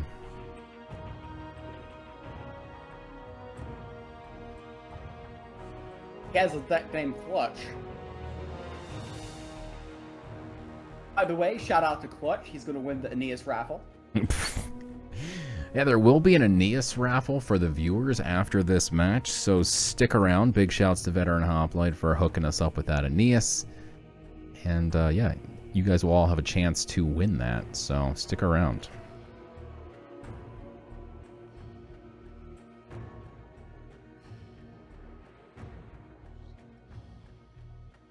$8 ML gold? What type of code is that? Infinite Mana League Gold. It's gold medal match, Fake Muse. You should know you love the Olympics. I don't get many gold medal matches anymore. It's just it's been a while. I'm usually in the third place game complaining that I have to play in it. All right, I see Revan is queued in. Here we go. We got Deception v Deception. And looks like Revan's going first. Do you think Revan's going back to the same exact deck, or do you think he tried to switch it up a little bit to throw off his opponent? I'm assuming he queued the same thing, probably sticking with his prep. I'm shocked to see Gino's list here. I would be expecting a control Deception because he's mostly known, and him and Team Octopus mostly known for control. You see the Shadow of Letheanon, and we saw the Face Touch Golem. So we're seeing a aggro style list from Gino, and maybe the potentially more control style list from Revan here. What do you do here? You can either play both the Shadow and the Pickpocket, but then you give up an Armor Lurker or a Dedicant, or you could bag out the Armor Lurker. I think I go the way that Gino went, but you gotta feel a little bad if you give up an Armor Lurker or a Dedicant. I would have bagged out the Armor Lurker personally. I mean, if he gets, he's pretty confident that Revan's list is more control oriented, I think, based on last game. So he would not mind giving up a Shadow of Letheanon to a control list. Then Pickpocket is what it is, but the Armor Lurker would concern me the most. And he gets the Armor Lurker there, we can see it. Yep. So now he's got a second Shadow, though. This is looking really nice for Gino. If he can find like a single Dark Knives before Revan can find a Rapture Dance, this just could be over in a heartbeat. Yeah, the classic Hidden Rush at its finest here. Yeah. Unfortunately for Revan, Counterfeit's not going to be very good in this matchup. It's basically a 3-mana cycle card. Which pretty much a dead card. He might have learned his lesson from last game that he needs to just play it quick and try and find something useful, because last time he played it one turn too late, and this time around maybe he learns his lesson and tries to cycle quicker. Although, yeah, like you said, it's a very expensive cycle. Paying 3 to cycle is not good. Here you can Phase Touch, but you have no Atlanteans, or you can Dedicant, but you can't use your God Power. Either way, pretty much losing out on the value of either of those two cards if you play them. Yeah, it's not a thrilling proposition either way. I would probably just play the phase touch and just accept that it's going to trade. What about and be cheating done your with it. opponent's armor lurker to get rid of its armor? I mean, that's one line, but he's still going to be able to trade it for your armor lurker. So it's Yeah. it's I've not never that seen anyone effective do that before. Either way, Cheat someone else's armor lurker to get rid of its... I've done it in my control deception list against faster deception lists. I've made that move before.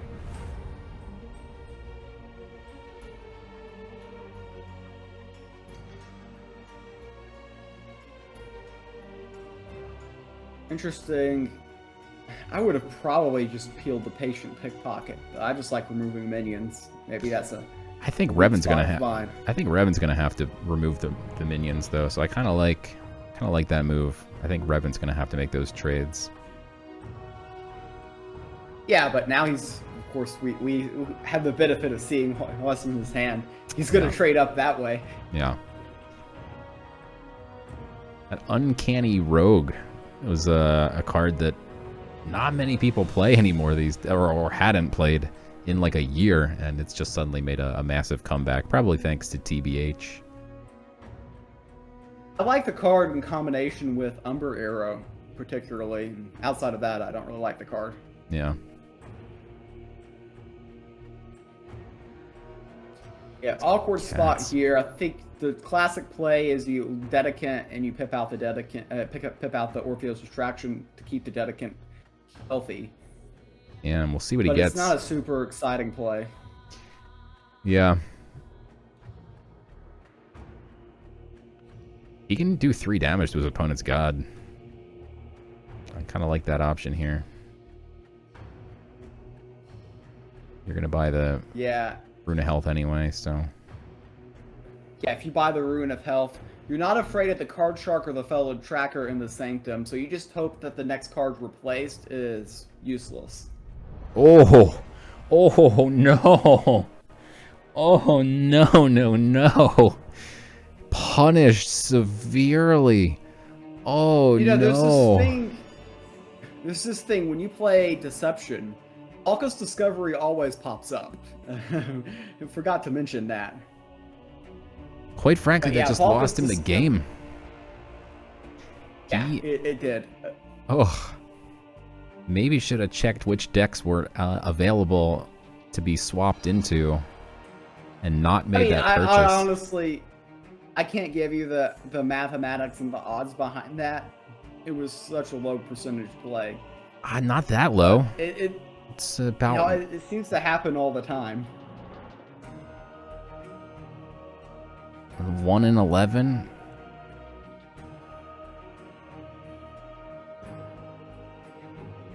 Doesn't it seem to hit a lot more often than 1 in 11 though? Yeah, it does.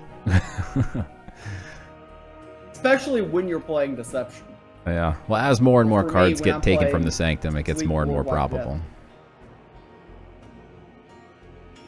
He does now have another 2 big hidden creatures that are pretty nasty.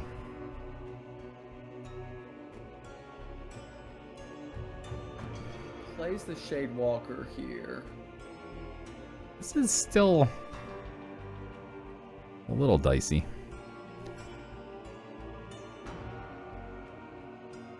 I don't know if you can yell Try to- that is a blunder in the chat.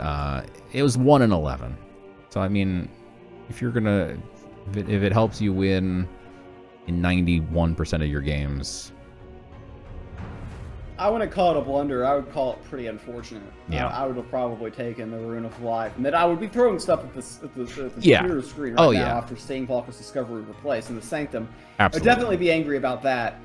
But I don't know. I still go for it there. Yeah.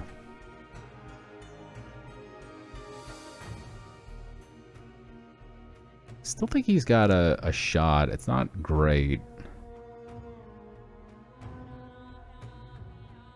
But we'll see what Gino Yeah, can it's- top deck here. Hunting Trap, not helpful. And he does have lethal. Well, there's the heal, so he can get out of lethal range. Yeah. I think the best play for Gino here is to play Shadewalker and Rune of Life.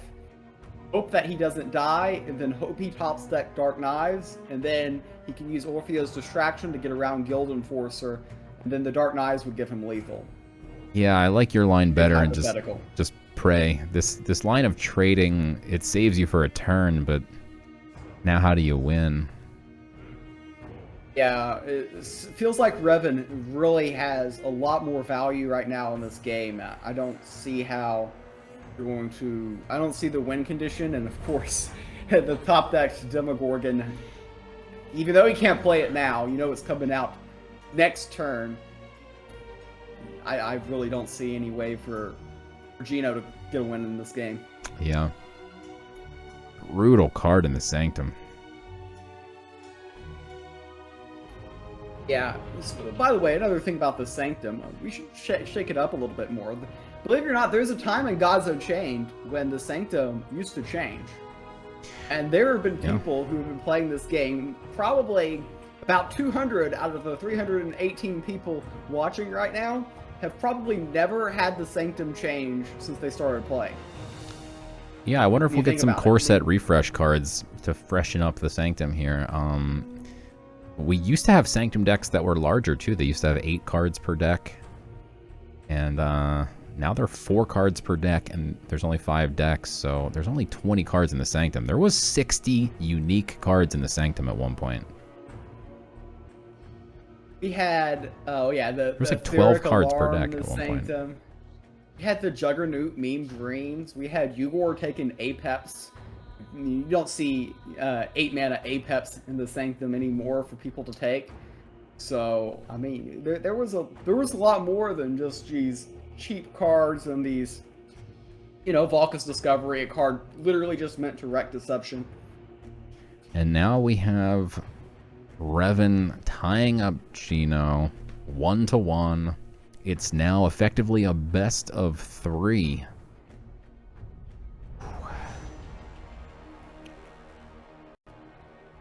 Board Wipe Death FR. So this is the French version of Board Wipe Death.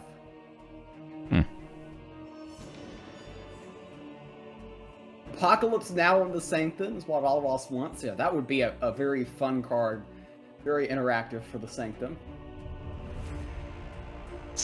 Yeah, Grendel, way back in the day, was a Sanctum card. I don't think we need to hide the screen, Nico. Like, they hide the screen if they're worried about it. They're on a delay, so unless they both take, or well, really, unless Revan takes like 8 minutes to make his pick here, and then tries to cheat and take a peek at what Gino's doing, then it's fine. They are on a delay, and these are all top players who've been playing in the game for many, many years. So I full-heartedly trust all of... Is that the right word? I don't think that's the right word. Full-heartedly? That sounds like it's a dumb thing to do. I don't know. I fully trust all the players to be playing with... I don't trust anybody. Wholeheartedly. If I was playing in this match, you would be seeing a full-screen version of my face while I was switching decks. Just go ahead and point that out, and you would be disappointed, too. Yeah. Yeah, in control matches, 6 minutes is definitely not enough against Board Wipe Death or something, but if you're actively trying to watch what your opponent was doing 6 minutes ago, then you're not paying attention to what they're doing now, and good luck trying to figure out what's going on.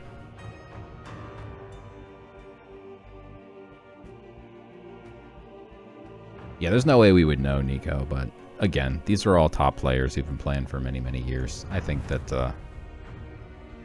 there's no one trying to do anything shady. It would be nice if we had like a spectator mode and we could kind of watch maybe like 10-15 minutes on delay. But the longer the delay that you stream with, the more like RAM and bandwidth and stuff it takes up on your computer and stuff. So more of a chance that things go awry and crash or blow up. So we just my question with spectator mode is if it was live, that could present a lot of problems for streaming this stuff. Oh yeah. Because then you could actually snipe. Well, I believe that the idea for live spectator mode would be you wouldn't be able to see either hand, which I think would be amazing. I would love to see that. And you get to watch the game, wouldn't see hands, just see what they play. And it would be like 100% live. But I'm more excited for the, give me like a 15-minute delay and then just let us rewatch any match in history. I think that'd be cool.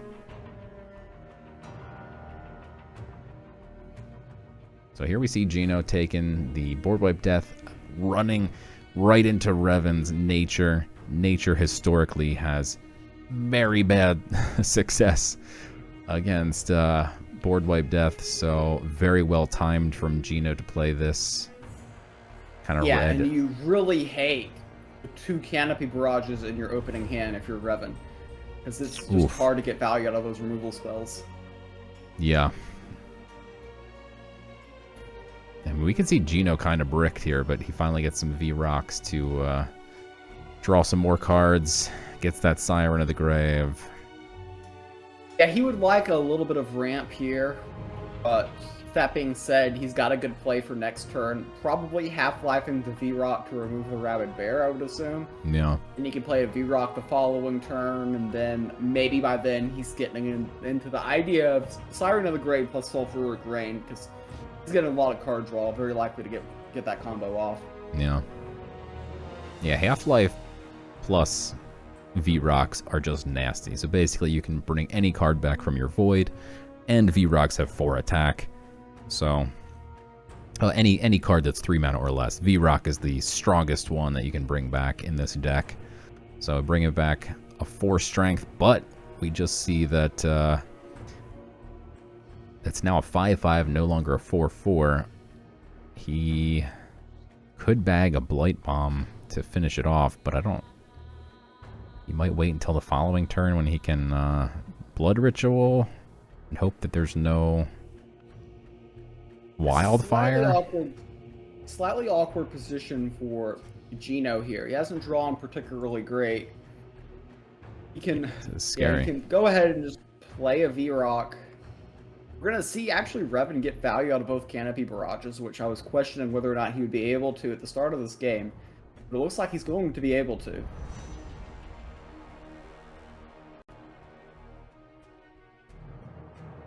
Yeah, that Chiron hitting the Rabid Bear was a huge swing moment of this game. I don't think Gino realizes. He could also just power Chiron and Blight Bomb the Wild Hog here as an option, and then next turn he can use Half-Life and then pip out the Blood Ritual on the Rabid Bear. Chooses to leave the Hog alive.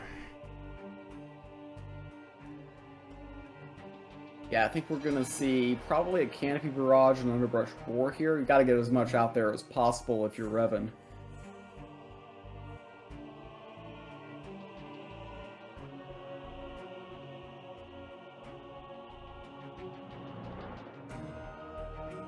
Interesting, he voluntarily gave up the Wild Hog.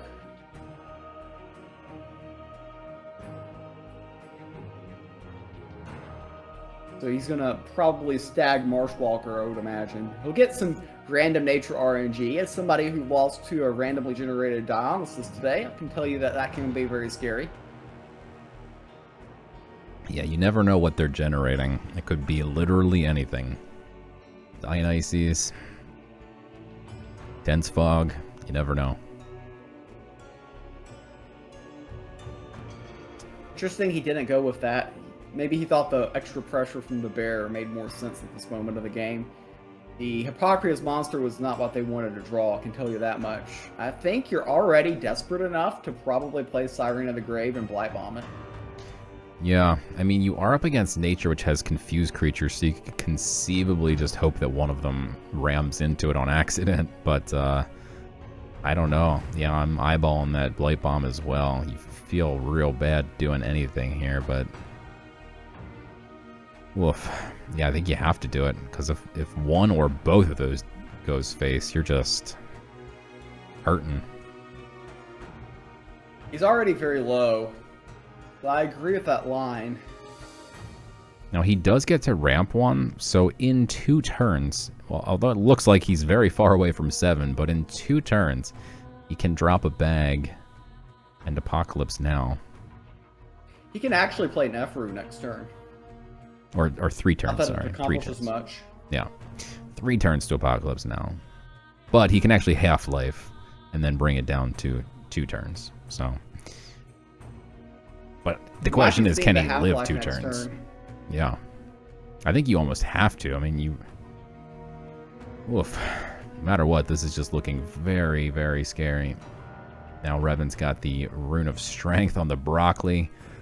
That is a nasty Broccoli. We love Broccolis that go to the gym here. Canopic Hoarder is a huge top deck. Huge top deck. Yeah, effectively like a Time Walk. It buys him an entire turn. Yeah. And like Right I said, he now- only needs 2 turns. And now he can ramp and sleep, which is just Yeah, he can brutal. Hawk next turn. Brutal. Oof. Just brutal. Death Board Web. So savage.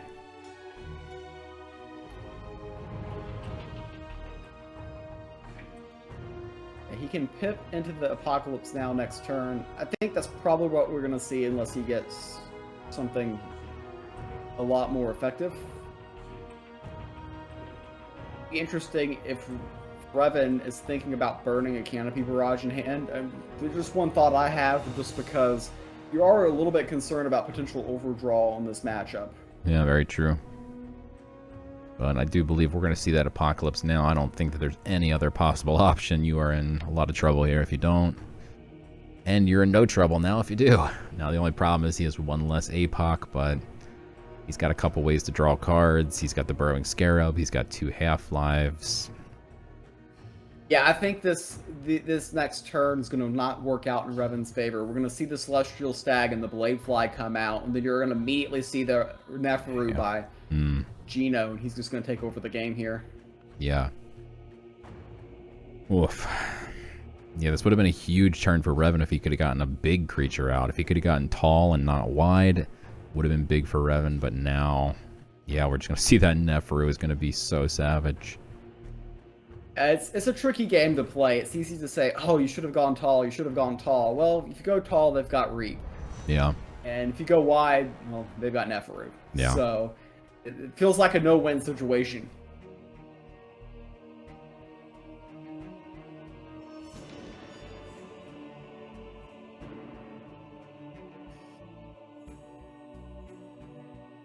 Bags out that Scarab, wants to draw some cards, desperately needs it.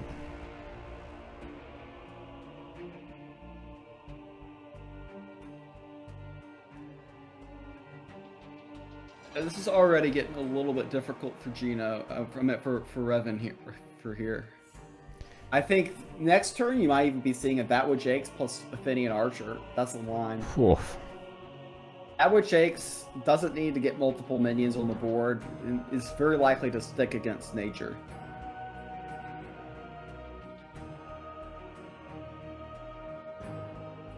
And the Falling Star.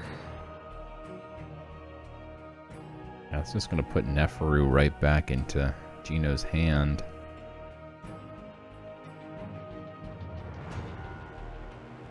Yeah, Gino is getting a little bit low on health. We see he's at 10.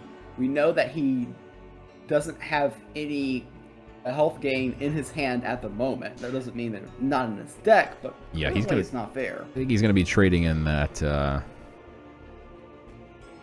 to be trading in that Burrowing Scarab.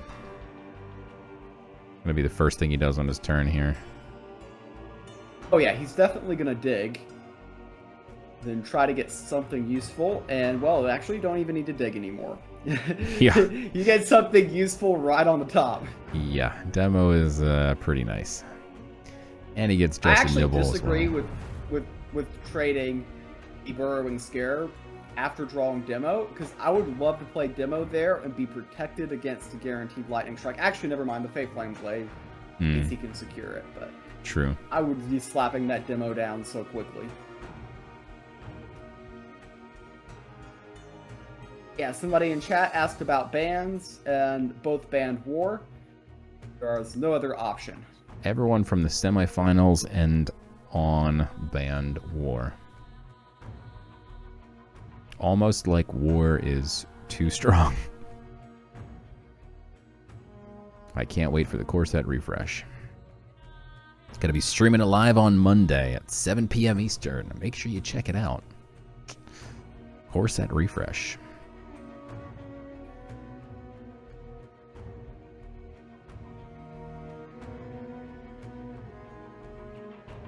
He gets the Neferu, and then the nerf to just a nibble. Yeah, he can just a nibble after playing Neferu. That most of that health back. Revan trying to figure out what Murdo's daughter does because nobody knows. Well, I know what Murdo's daughter does. I bought about 50 of them. I can't wait for CSR. Give me those Amazons. Let's go. That's the only card I've ever bought like 50 of. I love Murdo's daughter. That's literally the first thing I'm going to be playing on CSR on Monday. Give me those Amazons. I've been waiting. Oh, I can't wait. I can't wait. Gib I should Amazons. probably just play Board Wipe Death. Just not make any changes at all. Because when CSR comes out, you're not going to have the cards initially. Yeah. So I don't know what the deal is going to be yet. I have a feeling that they're going to give, and this is a complete guess, that they're going to give some packs to everyone. Because if no one starts with any cards, it's going to be weird. And I have a feeling that they're not going to make it weird. We'll find out what they do on Monday at 7 p.m. Eastern on my stream. Actually, I think it comes out at 8 p.m., but I'm going to start streaming a little early. Yeah. I may or may not start back Toxic Storytime Thursday, this Thursday. Ooh. Just an FYI. That'll be my next, well, no, my next stream is tomorrow. Professor, why am I in the dark? Well, you know, when this stream started, it was light outside, and now it's dark. And I haven't made the trip all the way to the light switch to turn the light on. So that's why it's dark here. You know it's a fun matchup with Board Wipe Death when we're listening to Fake Muse talk about turning his lights on or off. That's Board Wipe Death for you guys. Can't wait for Core Set Refresh. We can finally stop talking about turning off lights. That is the most interesting topic going on the stream at the moment. That's true. Is the lights in my house. We're getting questions from the chat about that. Yeah. Maybe we should start a poll. You know, should Fake Muse go turn on his lights for the chat? And do you like Fake Muse After Dark more or less? Lights on, lights off. That's the question. I think that most people prefer me with the lights off, but it could go either way, I guess. So, Revan does have a handful of very small minions, and Gino does have End Times and Neferu at reduced cost. I mean, I think this one's in the books. What do you think? What are Revan's odds here? He's got Gino down to 13. There's a rare fire in the Sanctum. On my weekend ranked, well, I was a little bit lower in health, and then my opponent, the last card of their deck, was randomly generated a nature card, and they randomly generated Dionysus. So maybe if he has the stag, there's a chance. That's true. Where there's a stag, there is hope. Although Kopesh makes things more annoying. He did burn his monster, so there will be no infinite Hippocrates monsters in this match. Unless he has a Jason, which he probably is playing Jason, and then he still could get infinite Hippocrates monsters, just for fun. Yeah. My bold prediction is this game's going to end next turn. We're going to see Gino play the Polyhymnia, and then we're going to see Revan concede immediately after. I don't think he will. My bold prediction is that Revan is going to see this one through until lethal. Right. That's the most interesting part of the game is, will Revan concede or not when Polyhymnia hits the board?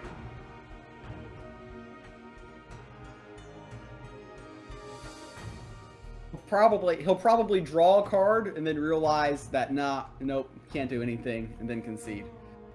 Yeah, his hand is now 2 Munician infiltrators. By the way, if you great. cast a Manusian infiltrator on a Polyhymnia, it doesn't do anything. Interesting. So instead of using the blitz of the Myrto and having 3 creatures, he uses the blitz of the boar and just lets it die. He could have used Myrto. I guess then Myrto gets killed by the blood ritual, but I don't know. Alright, let's find out if Fake Muse is correct. Fake Muse. Ding, ding, ding. We have a winner. Fake Muse is the winner here. He's the only winner. Everybody else was a loser for having to watch that. Gino is now up 2-1 against Revan. Revan has to win back-to-back games. How is he going to do it? What is Gino going to play? Last time Gino was in this exact situation, he was up 2-1. He played that crazy control light deck, knowing he had time to kind of say, well, if I win this one, great, and if I don't, I still have another shot.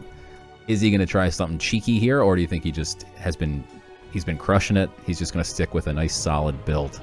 What do you think? I mean, well, he's looking at a deception list named Albach at the moment, and he's editing it. And if it's a deception list named Albach, I'm not sure he should be editing it at the moment, but it's interesting. In the live deck edits at the moment, does he want to put in an Ancient Curse in the deck? We'll see.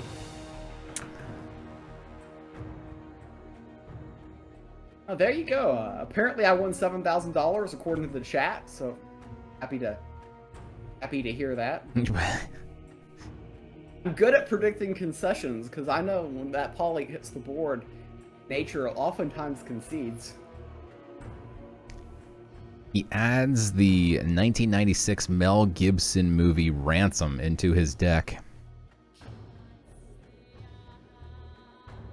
I mean, if you expect a potential board wipe death matchup, Ransom is a great way to answer an infinite Apocryph's Monster combo, because you put the Apocryph's Monster in their hand and make it 11 cost, and they're not going to have an infinite combo. Yeah.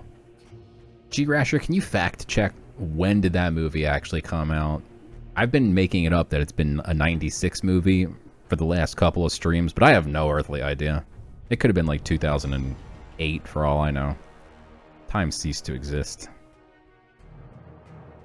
Ever since I started playing against Board Wipe Death, years go by and I'm just like, I don't know. I have no idea. Was it really 96? No way.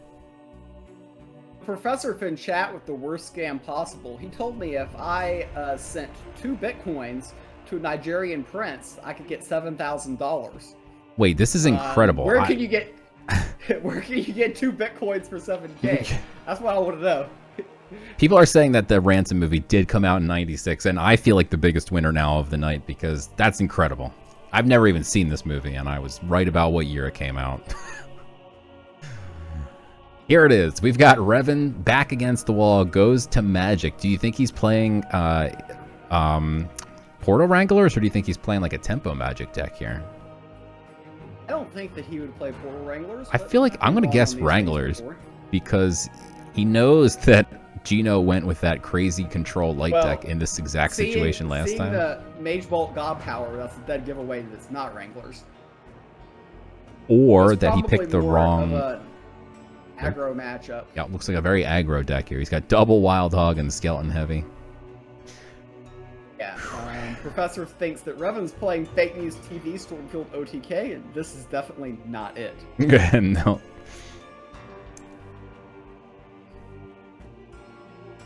But he's going second here, and Gino's got a really nice looking curve here. I mean, just a phenomenal looking hand.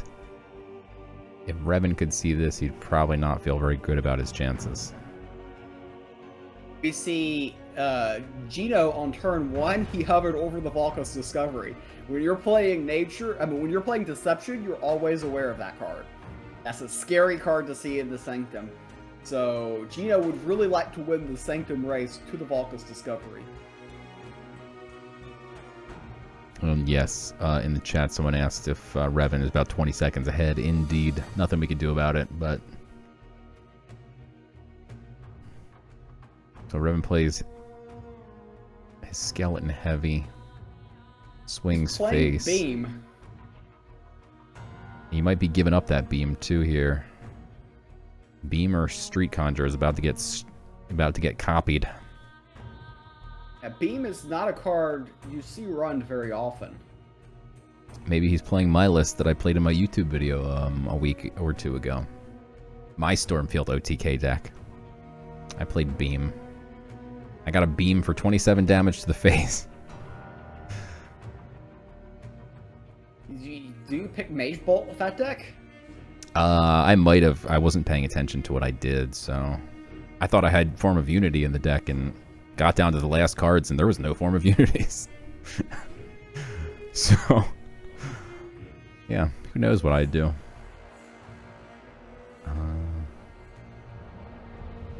Well, this is not a great situation for Revan here. I think this is a great open for Gino. There is a slightly scary situation with the Valkus Discovery and the Sanctum, but I believe that Gino's probably going to win the race for the favor to get to that. Oh, yeah. And it looked like Revan was grabbing that Arcane Transcendent, and it wouldn't have reduced the beam because he's not at 4 yet, so he would need to bag first. The problem is you really don't want to play the Street Conjurer with the Armor Lurker on board. I guess he could play the Street Conjurer and send the Skeleton Heavy into it. Instead, he just God Powers, takes out one of the Deadlies. Oh no, that Cutthroat. That could be instrumental in winning if he can steal a Stormfield or something, if that's maybe Revan's only win con. Or a Form of Unity or something. Yeah, I think he's debating on mugging to get the Y board or not. Yeah, you have to be scared a little bit against Magic. You never know if they're playing Crystal Rain, Faraday Cage. Even a Tracking Bolt Yeah. deals with those tokens very well. Especially if you cheat something here. He was considering cheating something, but if he cheats one of the things with 3 health, then suddenly that Crystal Rain would be real nasty. Also, if Revan were to top deck a Faraday Cage here, a Faraday Cage with Street Conjurer as a complete board clear, I would really turn the game. Yeah, instead he gets Ancient Texts, which That doesn't do much. he can Street Conjurer and Ancient Texts the Lady Marcella, and then maybe God Power the other Deadly. Yeah, the issue is Gino's going to pick off those 2 Deadlies very, very easily between the God Power and those 1/1 Skulkers that he's got out there, which straight into the Deadly ones. Well, Revan's got to do something. He's running real low on time. Deal 2 damage. I think he's taking my line, indeed. Then just God Power one of the... Yep, there you go. He took my line.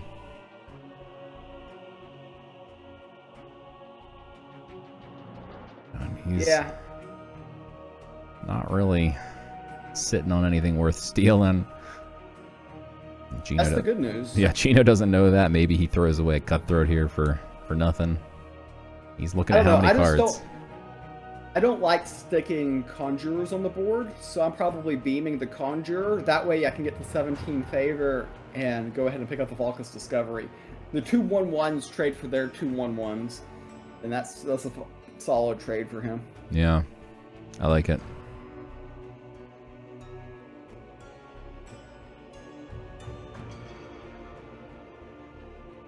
The other idea is playing Ludia's Dedicant using God Power on one of the 1/1s, trading 1/1, and just going face with the 2 minions, picking up the Valkus Discovery. Goes Cutthroat, takes the beam, takes trade. I go face with the Patient Pickpocket. Yeah, relatively low value Cutthroat Insight there, but the good news for Gino is he got to see Revan's hand of not being scary, so that's the good news. When you have a bad Cutthroat, that means that your opponent doesn't have that many good things in their hand. Why is a Revan still showing that he has a beam? I think we might have lost Revan's stream here. And the scary Yeah, Revan's stream is The stuck. scary thing for Gino is he can go face with. Wow, interesting. He doesn't want the Valkus Discovery. I was scared of the Valkus Discovery still. Interesting. The Warp Engineer, between the Warp Engineer and the Arcane Transcendent, it feels like he's trying to set up some OTK type of system. Yeah, this does look very similar to the OTK type deck that I was running in the PTR. Although I was running some Form of Unities sometimes. Yeah, Archer plus Pickpocket takes out Enraged Ally, then you beam the Conjurer. You're feeling great if you're Gino here. This is a very nice situation for him. Yeah. And let me try and refresh Revan's stream here. Maybe I can get it back up.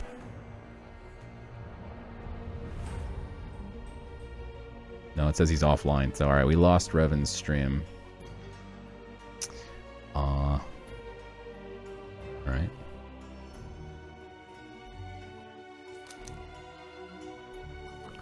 Wonder if that's a tell. Think perhaps he rage quit. Shut down that stream a little too early. Well, it's tricky. When you're streaming on a 6-minute delay, it means the game probably is about to end in 6 minutes. That's probably the tell. But when you're streaming on a 6-minute delay, you can't just exit out of Streamlabs when the game is done. You have to actually hit end stream and then let it run for 6 minutes. Indeed. And if this is what happened, there's just no way to recover the stream. Yeah.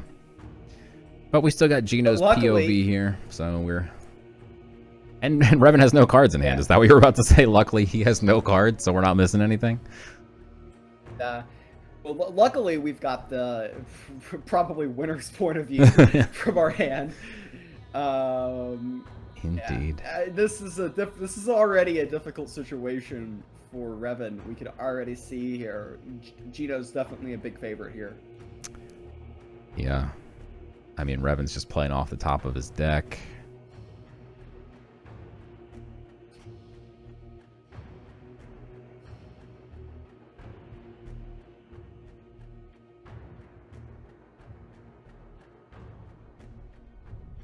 Yeah, it's hard to set up an OTK with no cards in hand.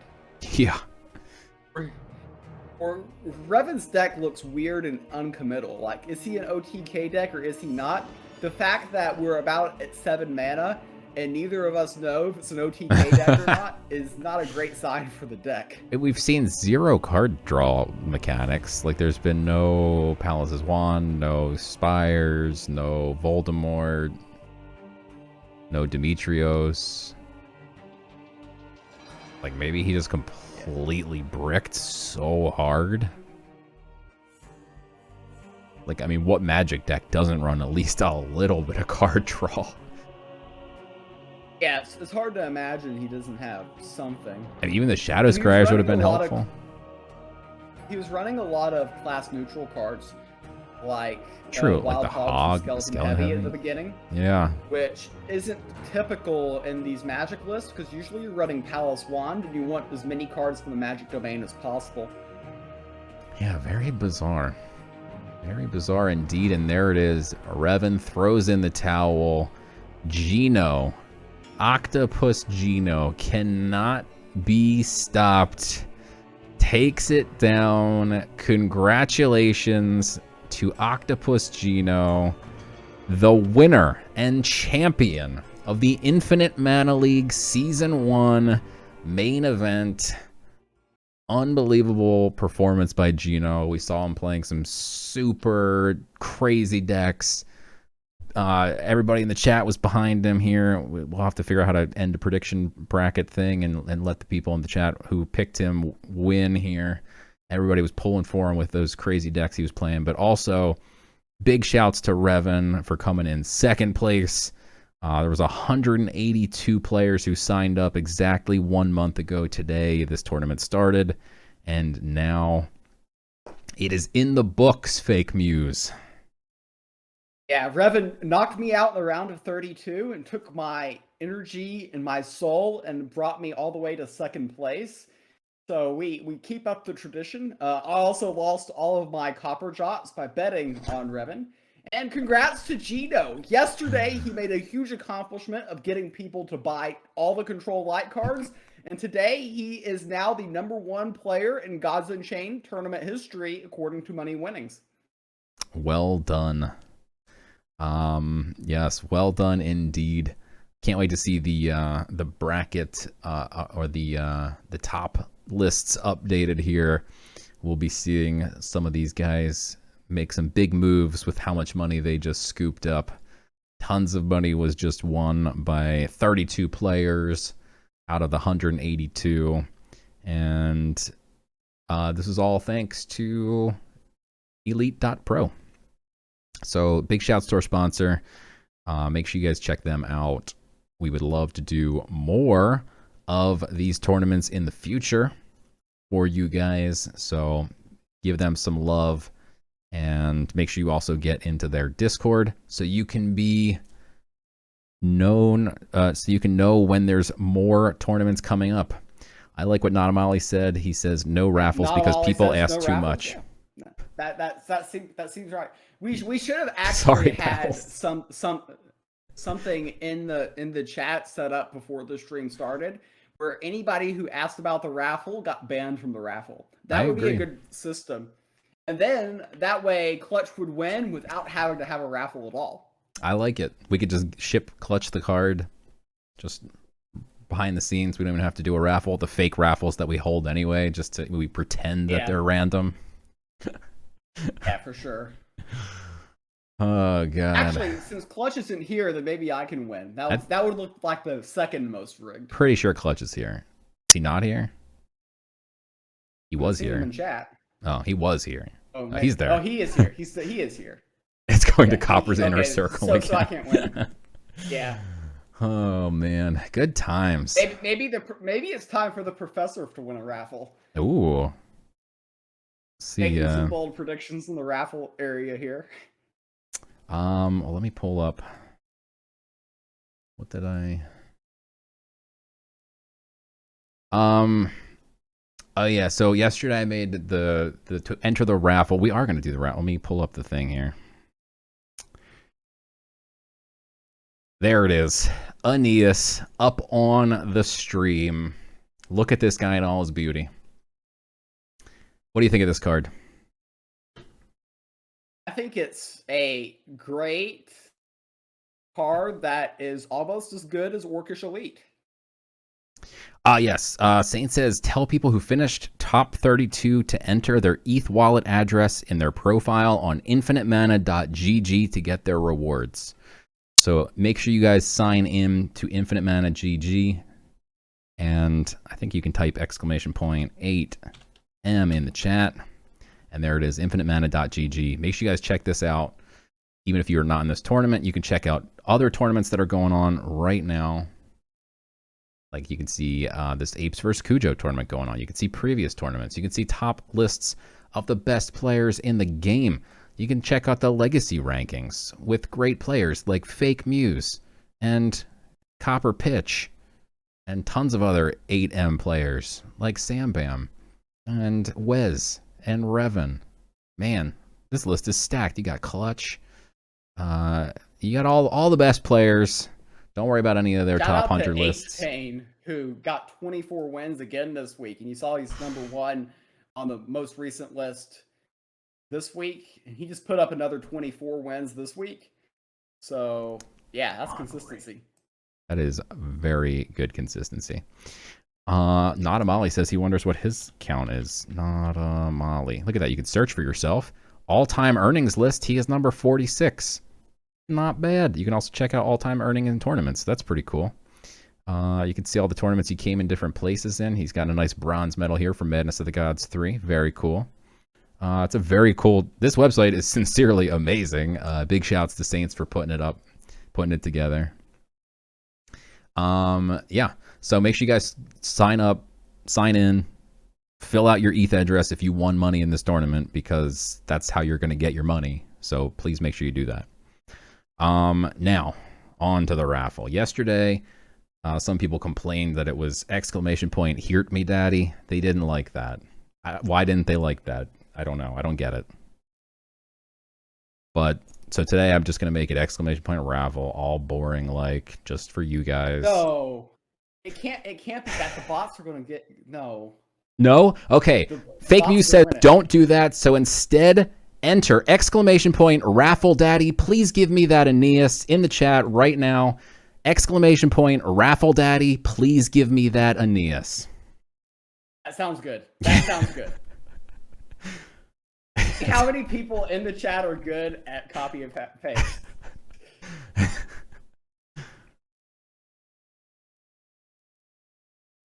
All right, we got a bunch of people getting into the raffle. We made it nice and difficult for the bots to get in.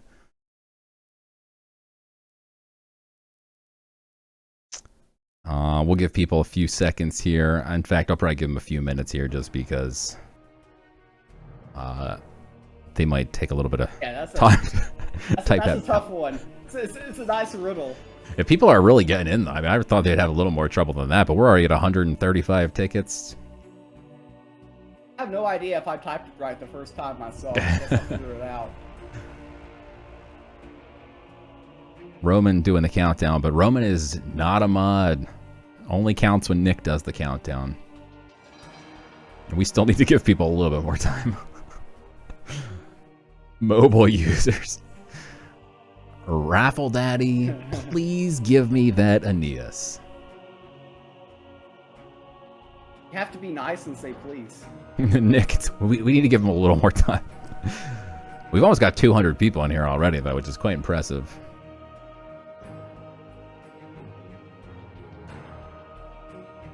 I mean, they're still flooding in, so we'll give people, 30 seconds sounds about good. But yeah, big shouts to Veteran Hot Play one more time. He gave us so many great prizes to give away. The Aeneas, the Hippocrates Monster, the Form of Powers, and yesterday we gave away the Hirticus. Huge shouts to Veteran Hot Play. And yeah, just everybody who made this possible. Big shouts to everybody. Couldn't have done it without the team Infinite Mana. Those guys did a lot of work in the background. I did all the work in the front ground with this pretty face of mine. But I had the easy job. Saints and FastX did a lot of the getting all the logistics put together and stuff, keeping the trains running on schedule. So big shouts to those guys. And yeah, big shouts to the sponsors, Elite.pro. Shouts to all the people who co-hosted with me. Fake Muse, Sam Bam, Saints himself.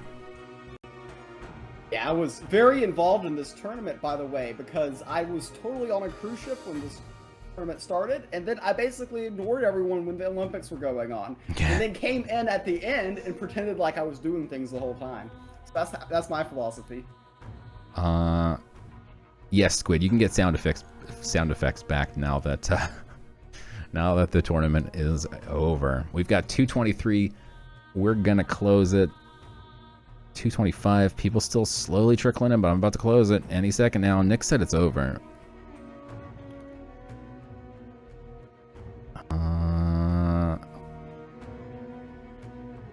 I don't know how to finish the prediction, laziest, so someone tell me how to finish the prediction and I'll finish the prediction. Oh wait, I think maybe I can click here and then click here. No, not really sure, to be honest. Oh, Lanzer dropping the gift subs. While I'll leave this open for a few more minutes here. Lanzer, thank you so much for the 5 gift subs. Let me go through the list here because there was a bunch of people who gave some subs during the tournament. Salival, thank you for the Prime sub. Hope I said your name right. If not, that sounded weird. Saints with the 6 months of subbing. Thank you, Saints. Appreciate that. Lysno, Prime sub. And I think that might have been. I hope that was it. I don't know. Sorry if I missed anybody. But big shouts to everybody with the follows, the raids during this, and all the subs. Appreciate it. And I am closing this now. Here we go. Out of 332, we're able to figure out the code. It's pretty impressive by the chat. Yeah, it's actually a decent amount of people figure that out. I kind of thought less would figure it out, but here we go. And the other hundreds are bots trying to figure it out. Yes, if you win, you need to be here. It was only open for like 10 seconds, so you better be here still if you left. That's on you. If you're a raffle bot, well, sorry, you can't win either. Good luck to everybody real, except for Clutch. Please don't win, Clutch, or I will get nasty fan letters. Here we go. The winner of the Aeneas is Bohemiac. Congratulations, Bohemiac.